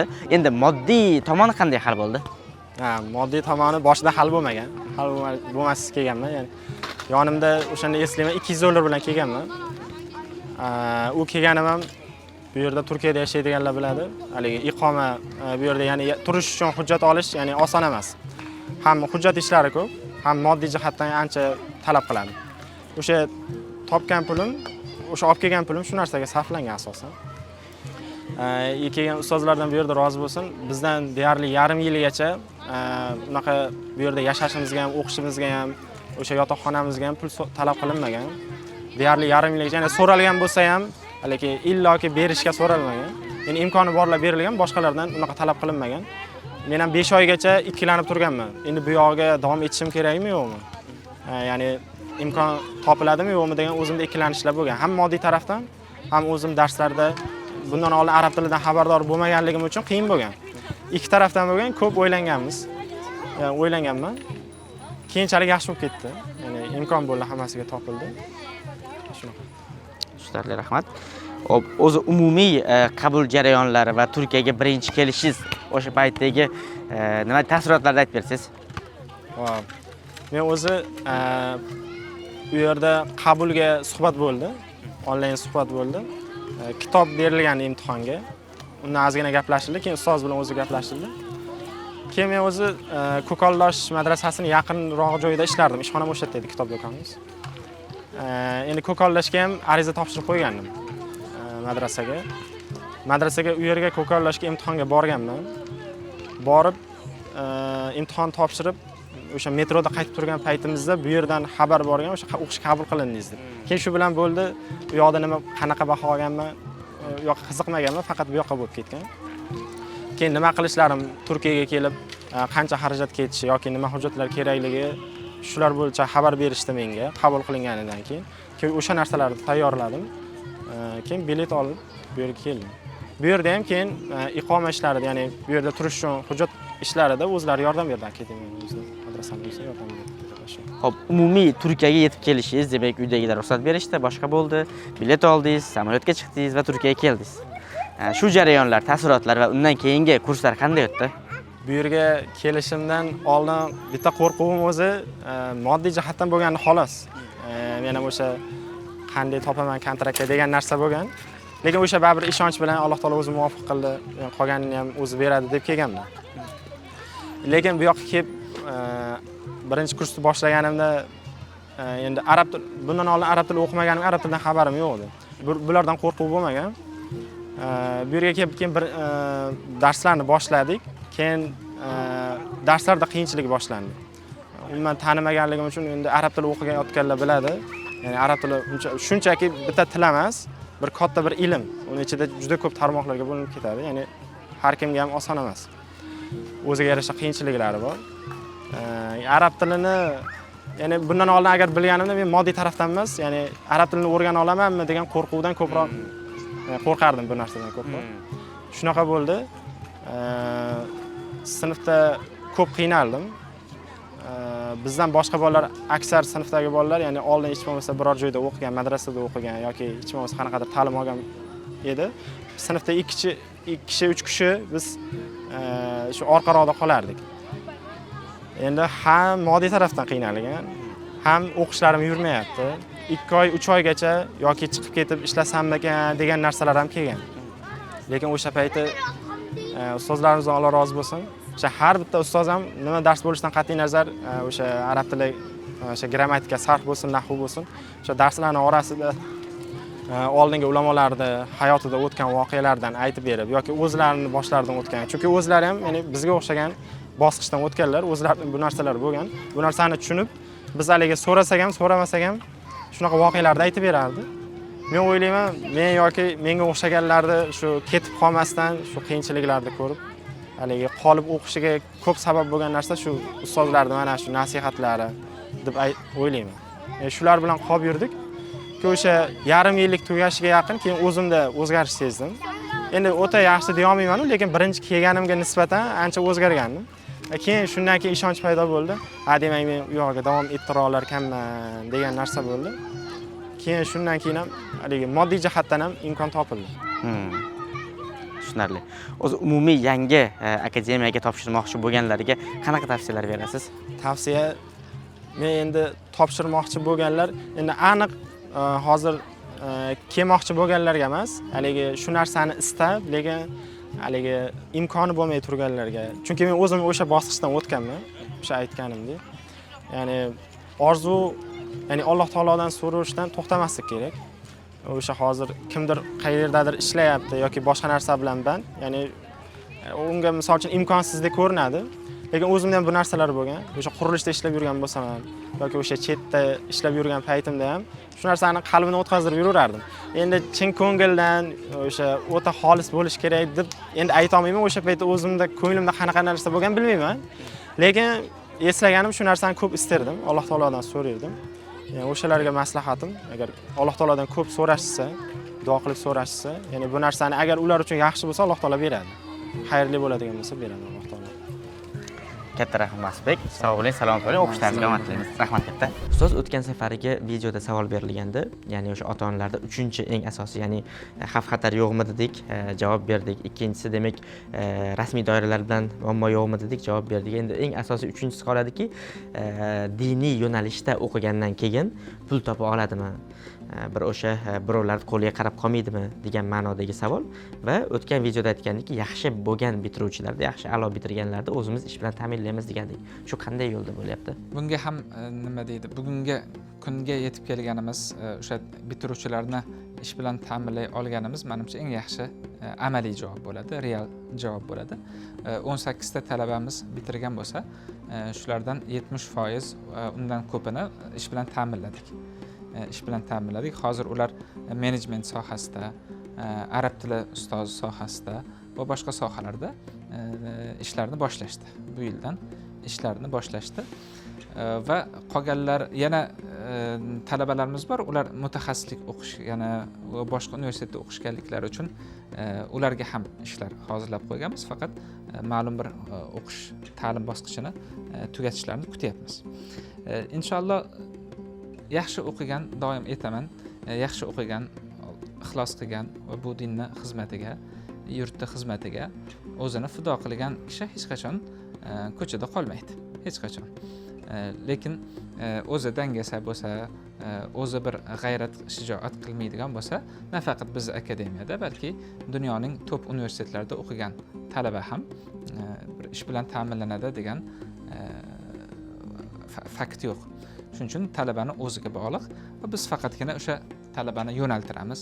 Demak, idora, menejmentga iqtidori bor talabalarni bu yerga yo'naltiramiz yoki ustozlik, xo'p, pedagogik mahorat borlarni ustozlikka yoki da'vat, tushuntirish borlarni u yerga, tarjima, ta'lif qilish mahorat bor talabalarni ularga, u yo'nalishlarga yo'naltiramiz. Shuning uchun qiladigan ishlarimiz ko'p, boshlamoqchi bo'lgan loyihalarimiz ko'p. O'zbekistonni yana o'sha eski dovrug'i, eski bir renesansga olib chiqishlik uchun ko'p harakat qilishimiz kerak. Shuning uchun farzandim nima deydi, oila boqa olarmikin, boshqa qila olarmikin degan savollar o'rinsiz. Faqatgina ozgina sabr qilsa, buni amaliy natijalarini real hayotda ham ko'rishadi inshaalloh. Rahmat ustoz. Endi bevosita qabul jarayonlariga o'tsak, ya'ni yangi qabullar. Shu umumiy qabul jarayonlarida o'zgarishlar bo'ldimi? Bo'lgan bo'lsa, qanday o'zgarishlar bo'ldi? Qabul jarayonlari, demak, bu yil ham akademiyamizga qabul jarayonlari boshlandi va mutaxassislik ochyapmiz bu yil. Yutuqlarimizdan biri 5 yil bizda ta'lim olgan talabalar xohlasa yurtga qaytib, ona yurtimizda o'z faoliyatlarini boshlashlari mumkin va xohlasalar mutaxassislik, ya'ni bu ta'limni davom ettirib, endi olimlik darajasi uchun ta'limni boshlasalar bo'ladi. Bugungi kunda demak aqida va aqliy ilmlar va ikkinchisi fiqh va fatvo yo'nalishi bo'yicha 3 yillik mutaxassislik ochyapmiz. Bu katta bir yutuq. Nafaqat o'zimizda o'qigan akademiya talabalar, balki boshqa bu yerdagi ta'lim muassasalarida o'qigan talabalar ham bunga qo'shilishlari mumkin. Hattoki O'zbekistondagi ta'lim muassasalarida o'qigan talabalar ham aynan shu 3 yillik mutaxassislik darslariga, kurslariga yozilishlari mumkin bo'ladi. Bu yerda demak juda ham mukammal bir ta'lim dasturi qo'yib chiqdik va yuksak malakali kadrlarni ishga jalb qilganmiz. Ayni damda ham qabul jarayonlari davom etyapti. Akademiyamizga qo'shilmoqchi bo'lgan talabalar safida bo'lmoqchi bo'lgan abituriyentlarimizni tezroq qabul arizalarini topshirishlarini so'rab qolamiz va nafaqat birinchi kurs, balki ikkinchi, uchinchi kursga ham, misol ma'lum bir ta'lim muassasasida dars olganman, endi davom ettirib ketsam bo'ladimi degan abituriyentlar bo'ladigan bo'lsa, ularga ham imtihonlar asosida qabul eshiklari ochiq, ariza topshirishlari mumkin. Tushunarli ustoz. Demak, iqoma masalalari qanday hal qilinyapti? Unda muammo yo'qmi? Akademiya yordam beradimi bu masalalarga? Demak, biz bundan keyin doim akademiya talabasi bir vaqt o'zida universitet talabasi, Fatih Sulton Mehmet universitet talabasi bo'ladi. Shuning uchun 5 yil 4 yillik Fatih Sulton Mehmet bakalavr o'qish bo'ladigan bo'lsa, 1 yil turk tili hozirligi bo'ladi.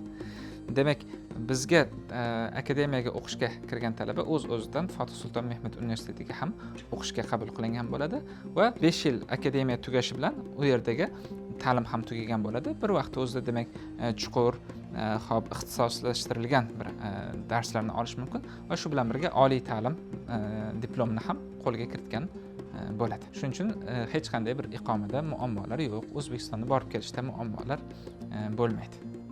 Rahmat ustoz. Hozir akademiyada asosan o'sha diniy ta'limda mutaxassis bo'lganlar uchun faoliyat yuritadi. Lekin masalan bo'ladiki, 5 yil o'qishga iloji yo'q yoki yosh katta bo'lib qolgan, lekin dinimni o'rganib olay deydi, boshqa deydi, yoki nafaqat o'zi uchun, balki oilasi uchun, ayoli, ahli ayoli, farzandlari uchun bo'ladi. Ya'ni shular uchun bir dastur bormi? Yaxshi savol bo'ldi.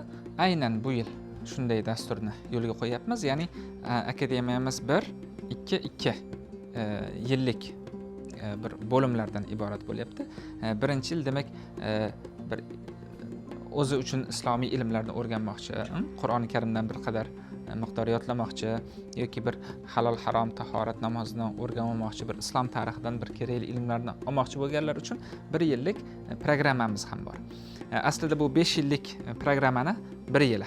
Lekin ana shu yaxshi musulmon uchun qo'yilgan bu programma kim 1 yil olib shu menga yetadi deydigan bo'lsa, unga ham akademiya tarafdan sertifikat beriladi va kim davom ettiraman desa, keyingi 2 yillik, keyingi blok darslariga yilga qo'shilishi mumkin. Unda endi nafaqat o'zi uchun, balki ahli oilasi uchun, bir qarindosh urug' uchun mas'ul bo'lganlarimizga ham bir narsa o'rgatadigan bir darajaga chiqsa bo'ladi.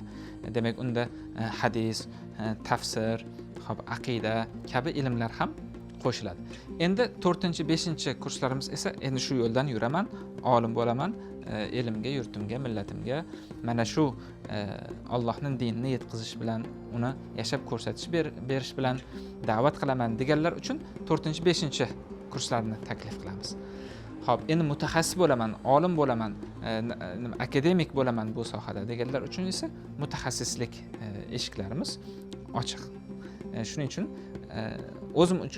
o'zimga kerak bo'lgan ilmlarni olaman deganlar uchun mana bu 1 yillik musulmon uchun bilish kerak bo'lgan narsalarni men ko'proq tavsiya qilgan bo'lardim.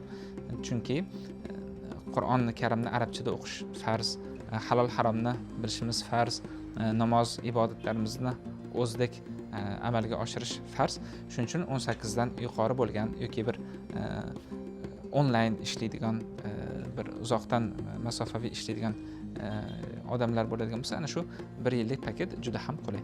Demak, 2-3 yillik esa, ikkinchi blok esa kimlar uchun? nafaqat o'zi uchun, balki qarindosh urug'i, ahli oilasi, ertaga farzandlari uchun ham kerak bo'ladiganlar uchun mana bu ta'lim uchun arizalar topshirishga taklif qilib qolamiz. Katta rahmat ustoz. Barcha savollarimizga javob oldik. Bundan keyingi faoliyatlarda ham omad tilaymiz. Inshaalloh kelasi har yili bitiruvchilarni demak bitiruv marosimlariga kelish va undan keyin ularda demak natijalarni, amaliy bir qilgan ishlarini ko'rish nasib qilsin. Rahmat sizga ham, sog' bo'linglar.